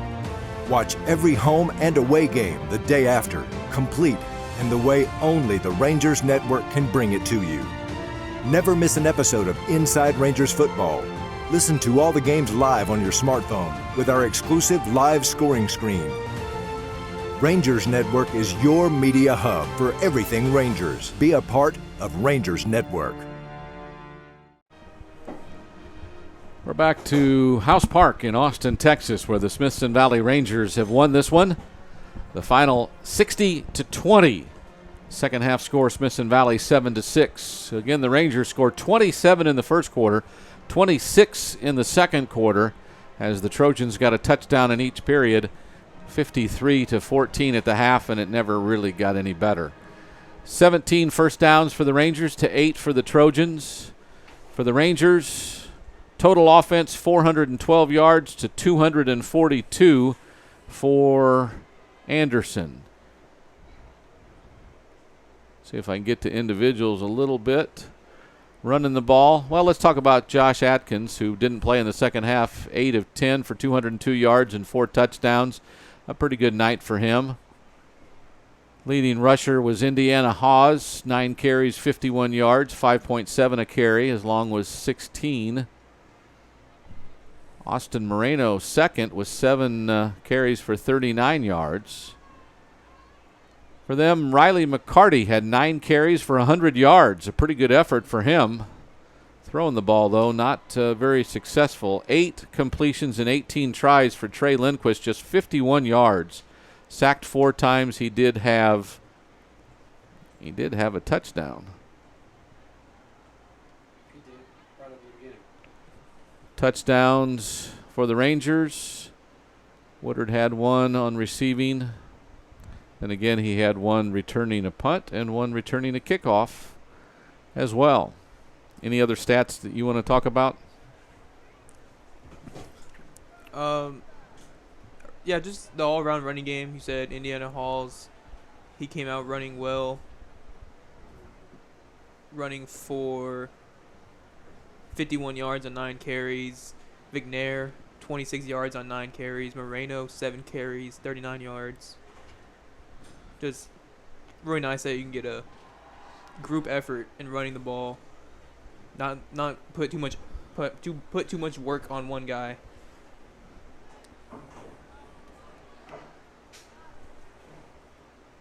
So the Smithson Valley Rangers will be back up here in the Austin area next week as they take on Round Rock in Round Rock. Brent Freeman and I will have the call for you next Friday night. So I think we're going to wrap it up. Any final thoughts as the Rangers come up with a big win on the road in their season opener? It's a good way to open the season, if you ask me. You go on the road, you put up 60 points, you win in almost pretty much every facet of the game, running, throwing, special teams. We know they were outstanding there, and they got to look to keep building on that. Don't get satisfied going into their future games. Another big win for the Rangers, who go to 1-0 on the season, and again on the road next week at Round Rock. Again, we'll have the call for you here on the Rangers Network. We appreciate all the hands that went in, Bo Wick, and all the production that went into this one. We're so excited about what's going on this year for Smithson Valley Ranger football. And it's been a good night, as we will say goodnight. Austin Milam, our stat keeper. And for Brendan Snow, this is Tony Brubaker saying goodnight and God bless. Have a great weekend.